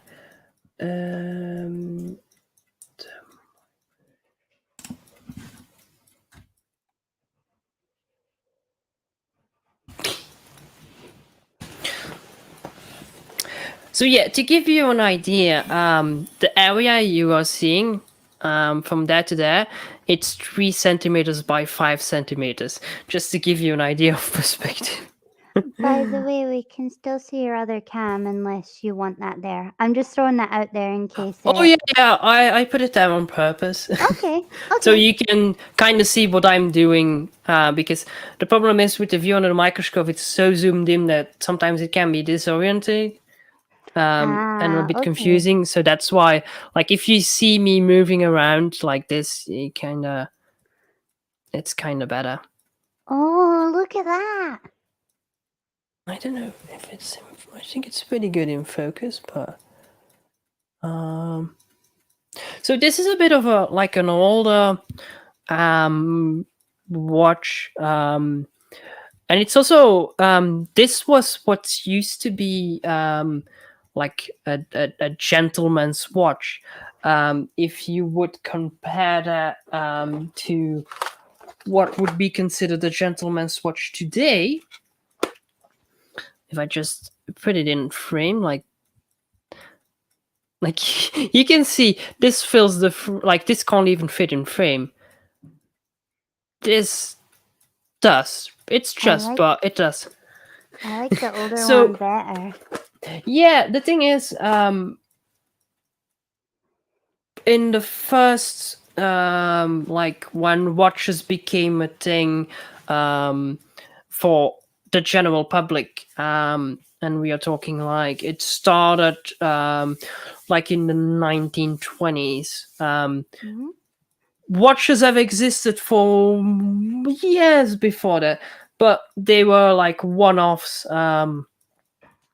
So when and literally this is about the size that a gentleman's watch would have been um, until around the 60s 70s. They were much smaller, um, and basically even like ladies watches tend to go huge these days. Mm, they are huge. Mm-hmm. And just to clarify, like I call them gent watches and ladies watches because that's how they are called. I do not agree with any kind of differentiation. Everybody should wear what they want to wear, but it's just how they are named and how they are like classified. Well, I appreciate you clarifying that, although I think everybody here knows you well enough to know that you don't believe in gender norms anyway. Just saying, just putting it out there. Thank you. Oh yeah, and then on the other side, it has a Ooh. date mechanism on there. Let me see if that still works. Yeah, you can see it going. Oh, that's the day mechanism. We saw jumping. You can see where you're spinning it as well. Mm-hmm. How tiny must that little tiny cog be? You know, the one like Yeah. closest to your fingers. Oh my goodness. Yeah. The thing you can see jumping is the mechanism that changes the day of the week. I just grabbed this. The date seems to be broken on this one, but I can show it on this one, the bigger one. But yeah, a lot of people were asking about a self-winding one, and I do have a tiny one of those here. Let me. Gotta get it in the holder because otherwise I might lose it.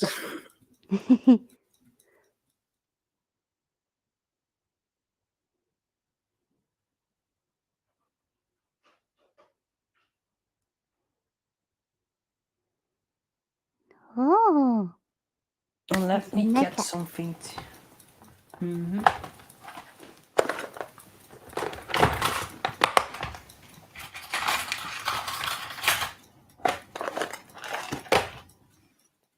So basically, this disc you can see is what causes the self-winding to happen.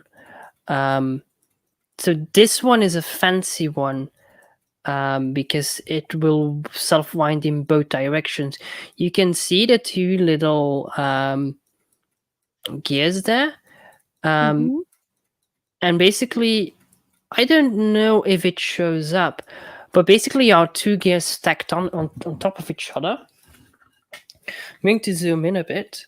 Mark Caesar was saying it was him that was asking about it.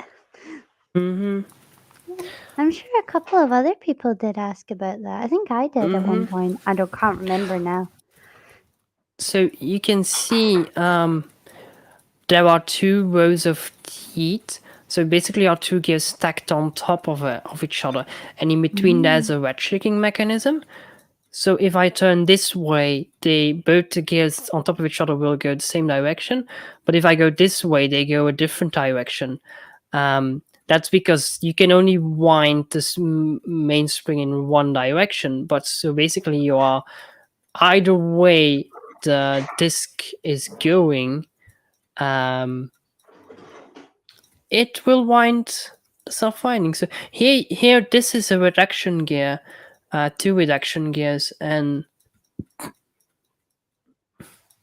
you can see this is slowly turning this gray gear, and this is actually the gear that's connected to the mainspring. So you can see if I move this around, you can see here it moves fast, a bit slow, that's the reduction, and there it's actually winding the mainspring.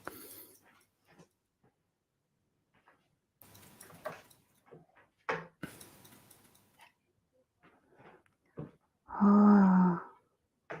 So, like, you never have to wind it because it just goes woohoo and does it all by itself. If you wear it daily, and like keeping in mind that it needs to be well maintained for the winding mechanism to stay working, yeah, you don't need to do anything. So, how would you maintain it then? Was that just taking it apart and cleaning it, or? Yeah. If it's done regularly, there will be no wear on the watch.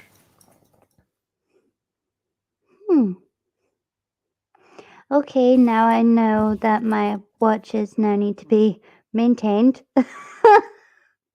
Yeah, basically, a watch that isn't maintained will last a good 25 to 30 years, like continually running, and then it's broken.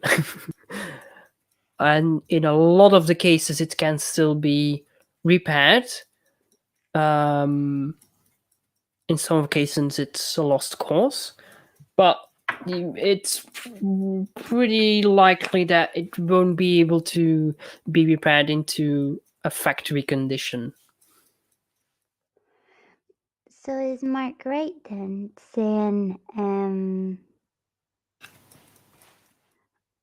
with it being slightly unbalanced, it winds itself through your movements?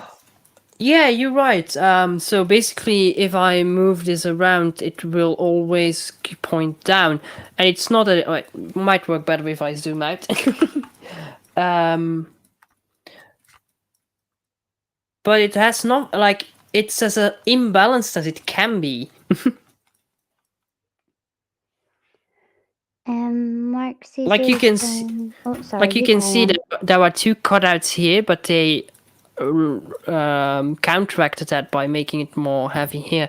So basically, you see that however I turn it will always point down, or even if I move it around, it will move, and those slight movements are enough to wind it. Also, another thing is, in this case, it can go all the way around, but there also have been watches that the mass just does this boop boop boop. Yes, I would definitely recommend you to service a watch. It used to be every 5 years, but with the use of synthetic lubricants, that can be extended to 7 to 10 years, is what they are saying now. And maybe in the future, we will come back to that and say it's 15 years, or even longer. Oh.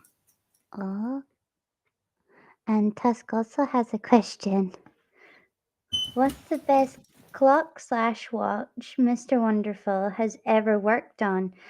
And has there been one they really didn't want to give back? um, yeah, there have been things that like I didn't really want to give back.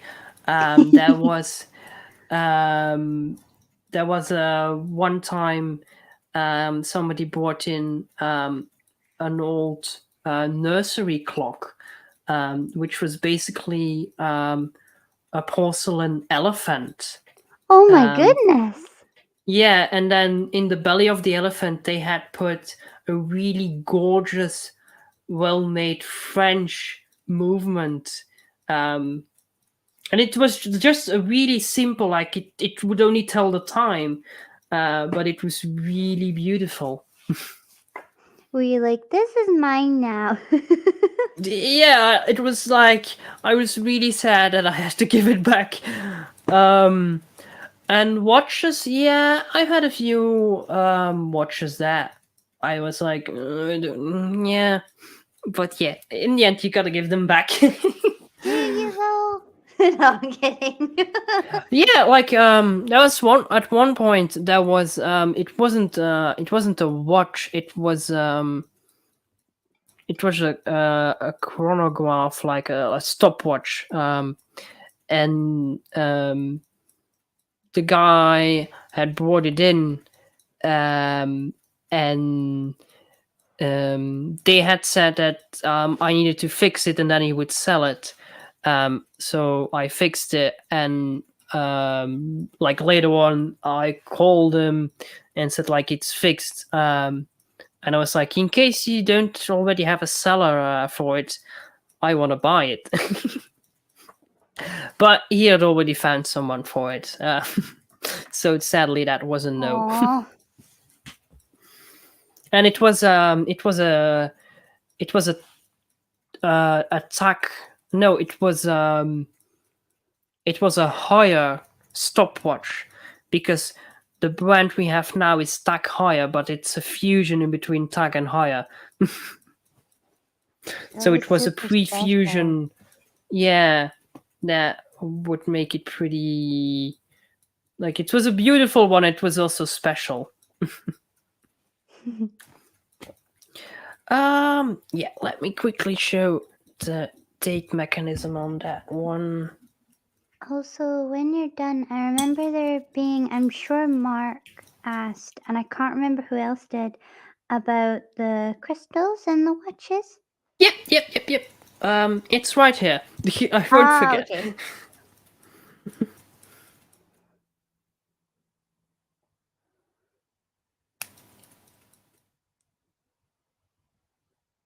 Yeah, this watch is so fancy. This movement is so fancy. It has its own special little holder. Ooh. So this now it's in quick date. So you can see. So this is for adjusting the date.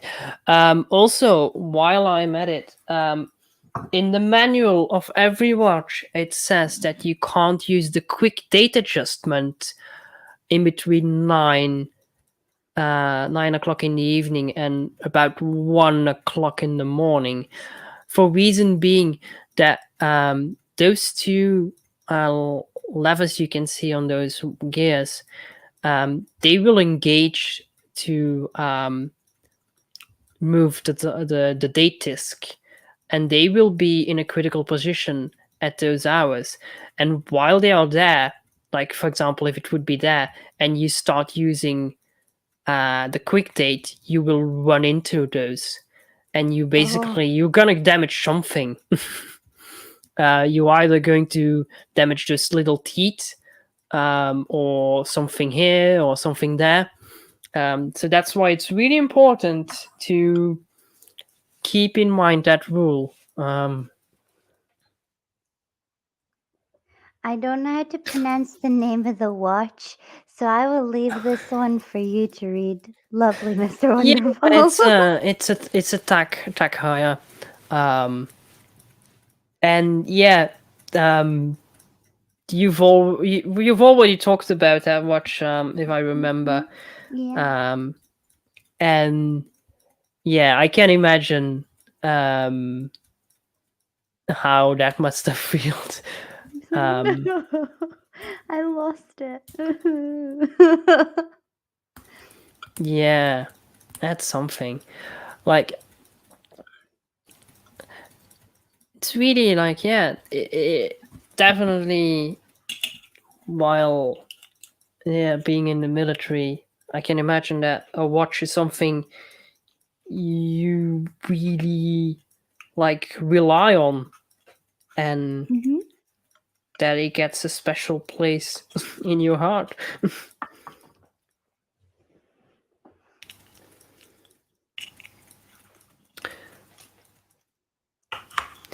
But yeah, let's show the normal date. That's winding.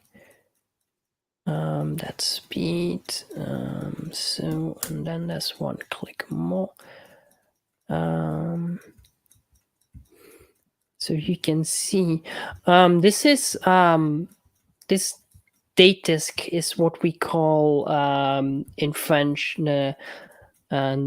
instantané, which basically means it's no, this is a semi one, a semi instantané, which basically means a semi instant date, and you will see it will move a bit, Mhm. and then it will jump.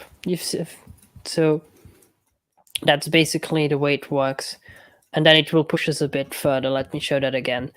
So you have instant dates, which basically means that once it's 12 o'clock at midnight, the date will jump. But Hmm. because of the complexity of this movement, and it's already pretty thick, they didn't really have place to put the mechanisms for an instant date. The older ones are progressive date, which just basically means that at 9 o'clock, the date starts to move, and it's about at the right position at midnight. So it's going to jump, ba-dum, and then it's not quite there yet, or this time it is. So yeah, let's get to the Okay. quartz, I like and then if how there's it looks like a little star.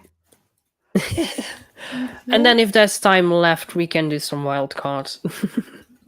Okay, and we are approaching maybe a little bit over 15 minutes. I've got my dinner sitting next to me.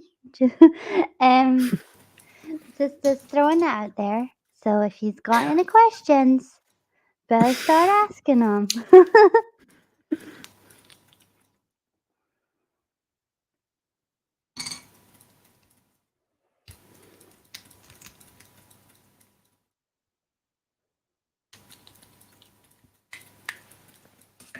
I just love how tiny and shiny the cogs are. Yeah.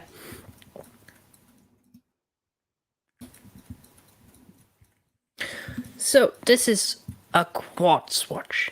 And I took the liberty an older one because it shows the elements a bit better. So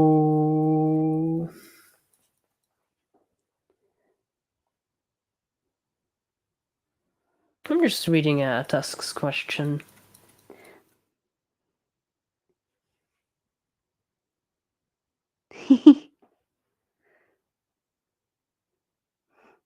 What was your watch called then, Tusk, if you feel comfortable sharing?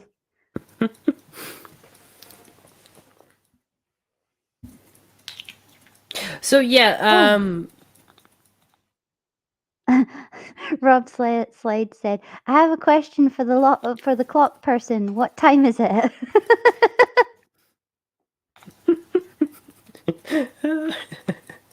it's funny. But yeah, Tusk, to get back to your question, synchronized watches. Basically, all the watches that go to the chronometer certification basically means that they have a certificate on how correct they run.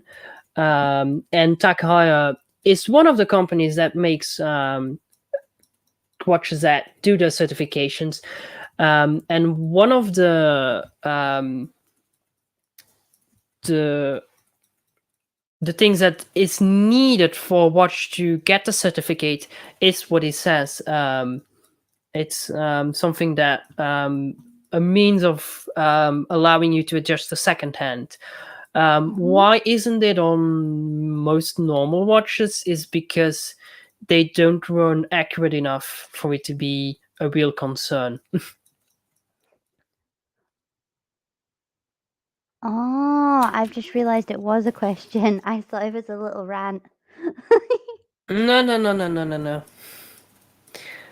So Well, thank you basically, for your Google it eyes. isn't on most watches because they don't run accurate enough for that to be a useful feature.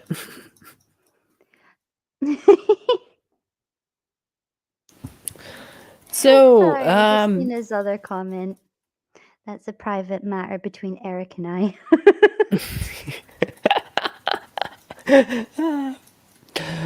Sorry. so basically, this is a quartz watch. You can see this tube is the little quartz crystal. And if we follow the tracks, the copper tracks from the circuit, then we can see it goes to this, which is the IC, the integrated circuit.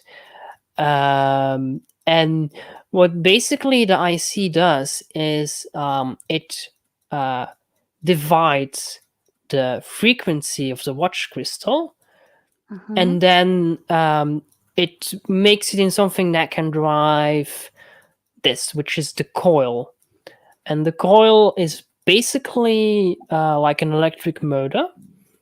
So under this plate, there is usually something in that has like a C shape, like the letter C, and it's made from mild steel, so it conducts the magnetic field very well that has been developed in the coil.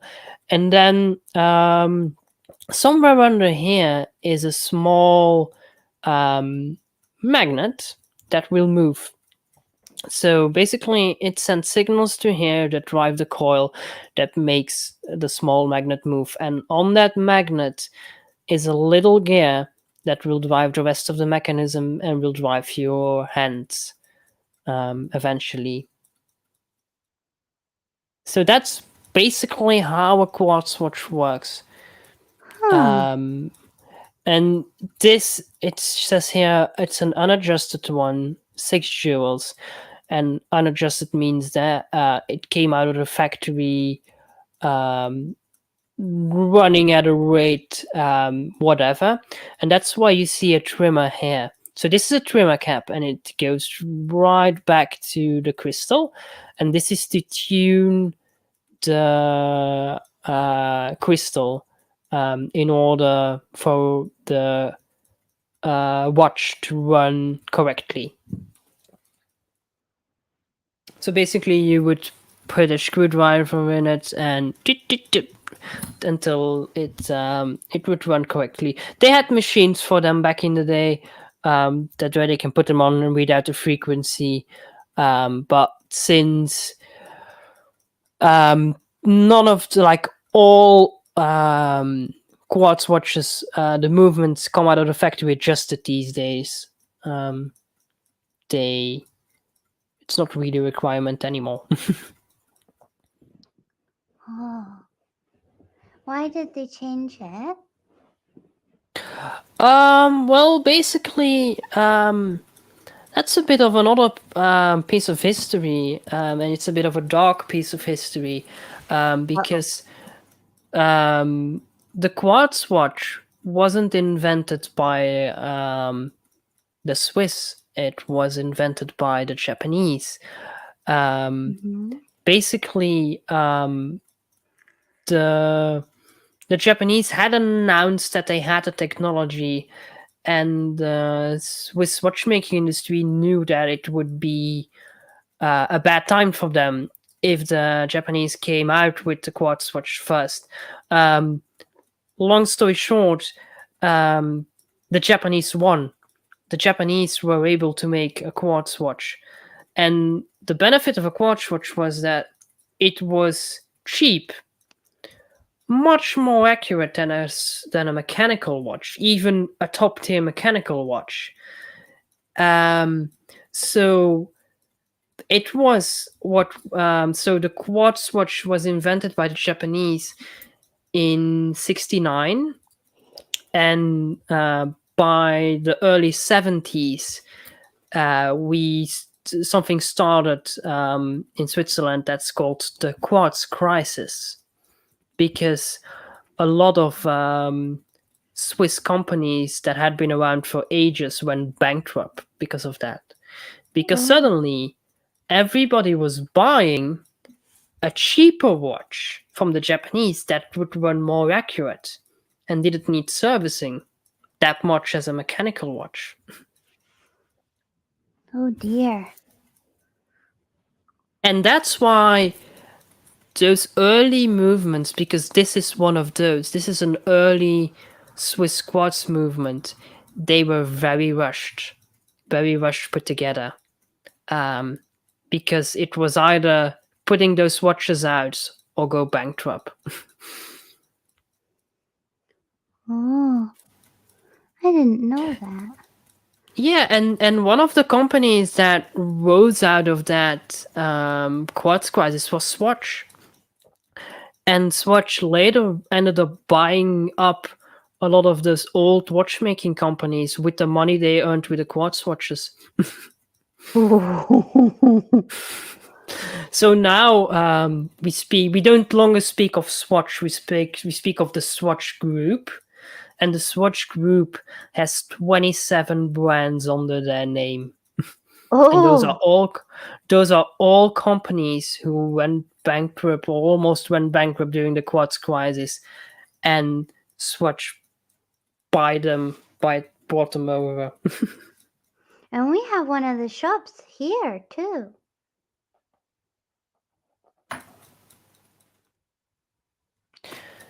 Yeah, so that's a bit of like the dark times of the Swiss watchmaking industry.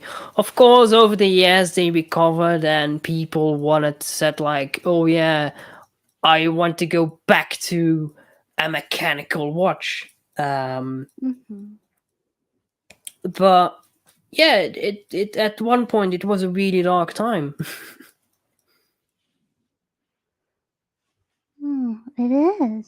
Sounds it.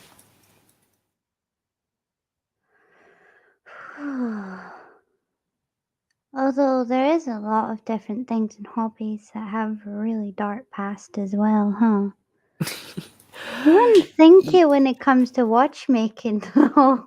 For some reason, I think of like either you very sweetly just sitting doing watches, or like almost like Geppetto from Pinocchio. You know. Yeah, but those times have certainly existed in the watchmaking industry, but they have been long gone by now. Mm. Oh, Tusk, that must have been a rare watch then. I think most of them so. most of them are worth nothing.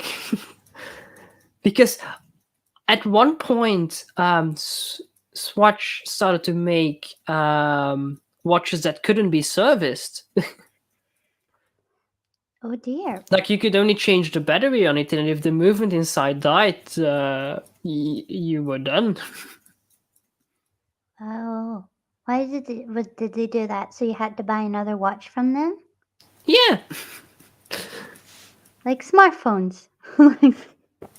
yeah, basically like smartphones.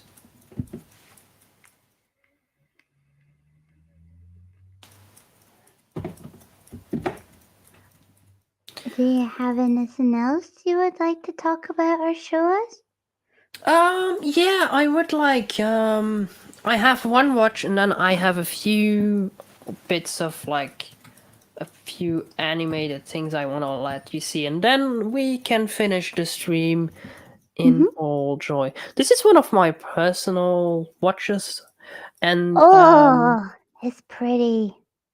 yeah, and this has so most modern watches these days have what we call the Swiss leather escapement, but this has an escapement that it's based on the escapement that we saw in the alarm clock, like the second clock I showed.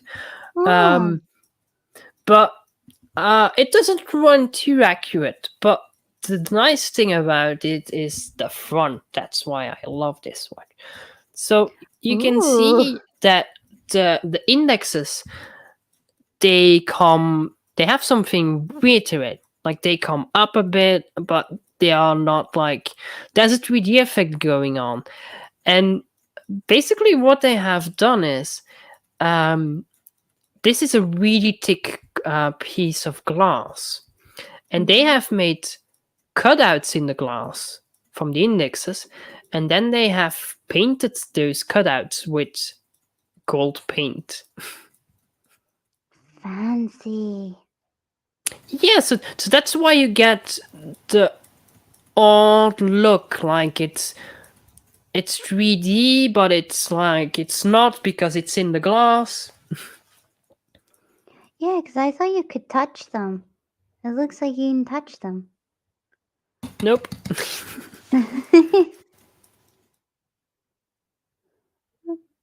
A little secondhand ticking away. Yeah, those Casio digital ones are like indestructible.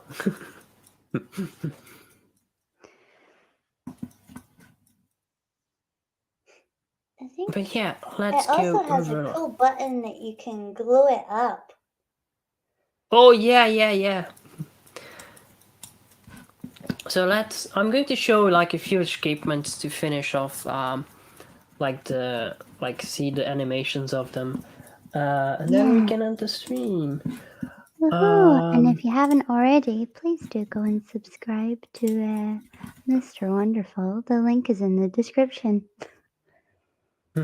So there was somebody who commented about the pendulum in the background making a really weird movement, and that's because it was Ah, one of that. those. It's a Broco escapement, and it's a recoil escapement, and that means that at a certain point it will be pushed back a little. You can see here. You can at a certain point you can see it being pushed back, and that's why the movement of the pendulum is a bit weird sometimes. The metal strip is also a similar one. It's also a recoil one. This is what you often find in cuckoo clocks. Yeah, and I'm sure Mark Caesar, who's gone off to scrub a dub in the shower,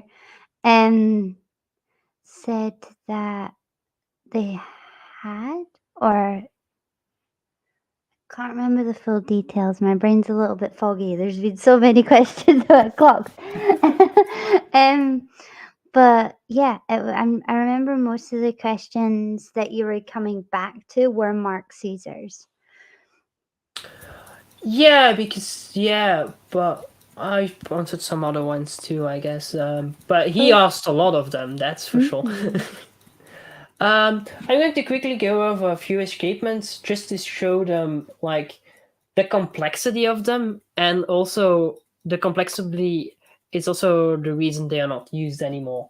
Uh-huh. Because Um, the complexity might come with a bit of a benefit on like accuracy, but they lose that in um, reliability. And then I'm going to come to Tusk's question.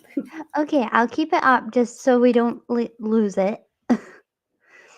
So yeah, this is like a duplex escapement. It's really like it needs a round ruby and one of those. The gram Oh. escapement is the most commonly used for clocks, like modern clocks. Um, this is a resting escapement. So you can see while the other one pushed the gear back a bit, this one doesn't. Um, this is a cylinder escapement because it uses like a circle as its escapement. Mhm. This is a really easy escapement to make. It's very not reliable. Hence, it's used in older pocket watches, not used anymore. Is it just Then because we it have. stops showing the accurate time? Yeah, or it just stops at all. Oh dear, that's even worse. Yeah. So this is the Glasseton escapement. We have this escapement, which nowadays is called the English one. Um, this is the Swiss escapement. This is the one you will find in most watches, most mechanical watches.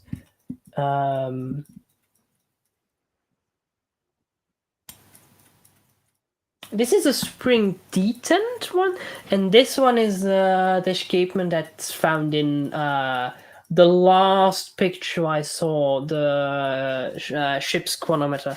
Mhm. This one. It's a really complex one. Oh, hi, Geo. Hey, Gio. I was just about to type and then you stopped. I was like, hi.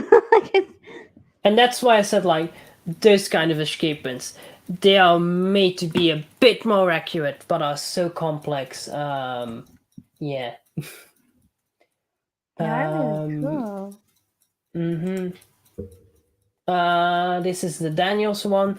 This is the coaxial escapement. Omega has made some watches that use this escapement.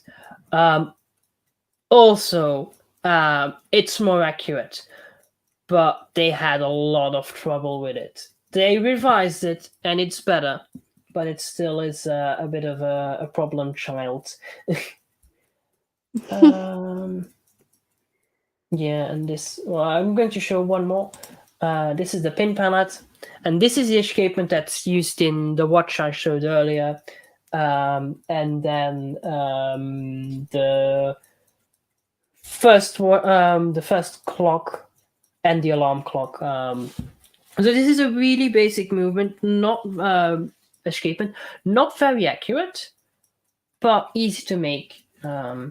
Hence why it is used in was used in things like alarm clocks and cheaper watches. Mhm. Yeah. Then I like that we can see it properly in the animation as well. And yeah. it's easier to see, although not as pretty, I have to say. No, no, no. I will put a website in the chat. Okay. Although I gotta say, you need an browser extension to play it. So I will put that one in the same message too. Awesome. Thank you, Mr. Wonderful. It means everybody can go have a look if they want. Yep.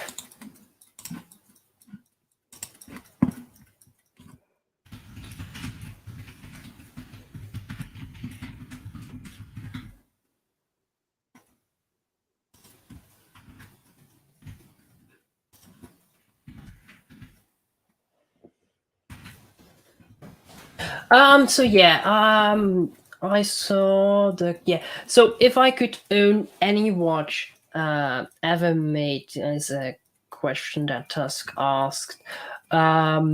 Basically, there is a brand and it's called FP Journe, and it's basically a watchmaker with a lot of money who decided that he wanted to make a brand of watches that were that looked really good although the look is a bit classic, so if that's not your thing, then I totally understand.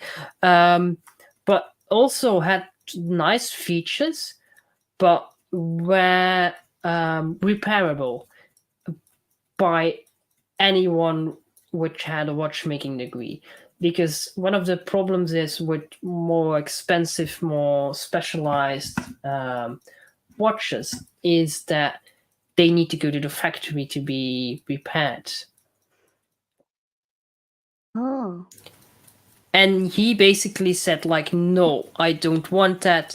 I want it to be like in the olden days that a watchmaker could repair everything. So they make watches, or they even make a case.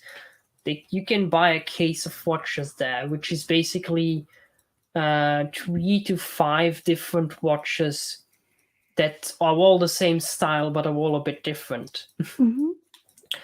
But yeah, they run very expensive.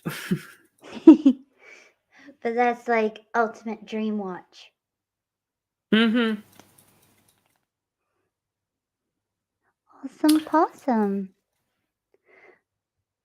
Maybe one day, have you fixed one of them before, so you've at least held one? Or No, did that no. just make it worse? You want it No, to be no, bad. I have. Like, I applied for an internship one time there. Oh. And like I sent them an email. And they replied to me by a letter by post. And it was a letter with, and even the envelope had gold inlay. Oh my goodness. But sadly enough, for the internship period we had at the school, they already had somebody else coming, and they didn't have place for me. Aww. But now you're teaching. Ha ha ha ha ha. Yep, now I'm teaching. Mhm. I do feel like you've presented this to the class. Well, yeah. I think they were all nice students. Oh, well, thank you. Thank you. I did my best. Try not to shout out too much. Is there any last questions? Yeah, I was about to ask the same thing. Oh, I put my little last questions thingy up. As I said, oh, what I didn't say is that if you just want to check out who did my animation for my intro, that's Gio, and his link is in my about section on YouTube. So there you go. That's a thing. Can you link that watchmaker or spell their name? Oh, Mr. Wonderful Tusk wants to check out that watchmaker now. I bet he's like, ooh.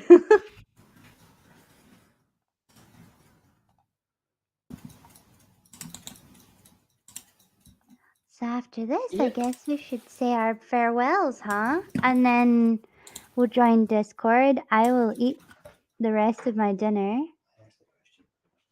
I know you've asked the question, honey. I've put it up. Yeah, I've put it up, honey. They're just doing it now. There you go. So that's it done now? That's it done, yeah. I will If highlight nobody here else has a at the top. question, then I can, yeah, then we can end the stream and. We shall move to Discord and see the lovely watch that Mad B's wanting to show us. And we can go through all the links of the watches that has been put in hobby as well. Okay. Yeah, see you in a bit then. Okay, and don't forget to like this video, and I'm guessing everybody's here's already subscribed to me. However, I feel like everybody should get their butt over and subscribe to Mr. Wonderful, whose link is in the description below. But I will Yeah, just let's quickly check, link like. it just now. I'll just send it again for everybody. So there we go. Oh, I'm sorry, we don't have that one. I'm sorry. Yeah, like I think I forgot my glass, like my crystal ball somewhere. So what shall we do? We'll make each other small again. Switch as a Rooney around. I Yay! shall do this cute little animation, which I didn't Why, mean to on, so I won't do it now. let's do it like this. That's a bit better, isn't Oh, it? there we are. There. You're back. The beautiful giraffe you are. And Yeah. Tusk, the link is here. Please go onto it. He's very eager to look.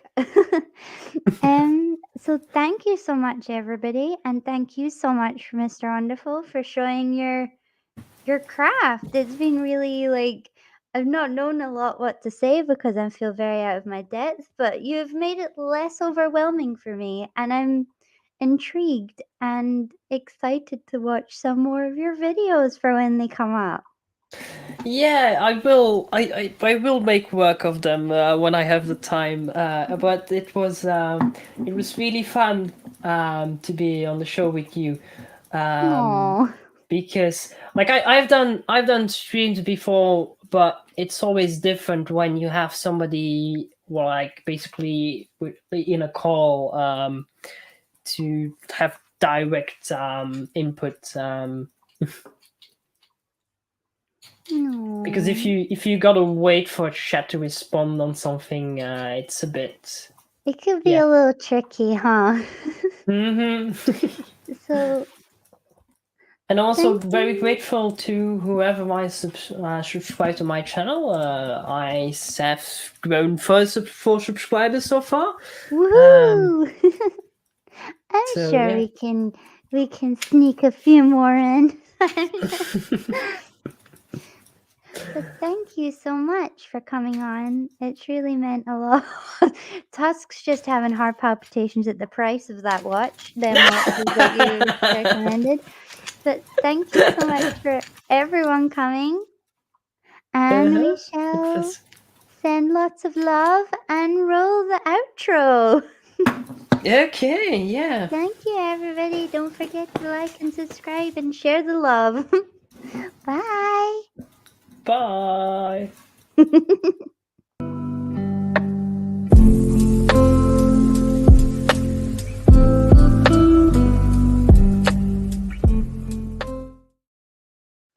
Oh, no, forgot to say. Oh, no. Okay, actually, bye now. Bye.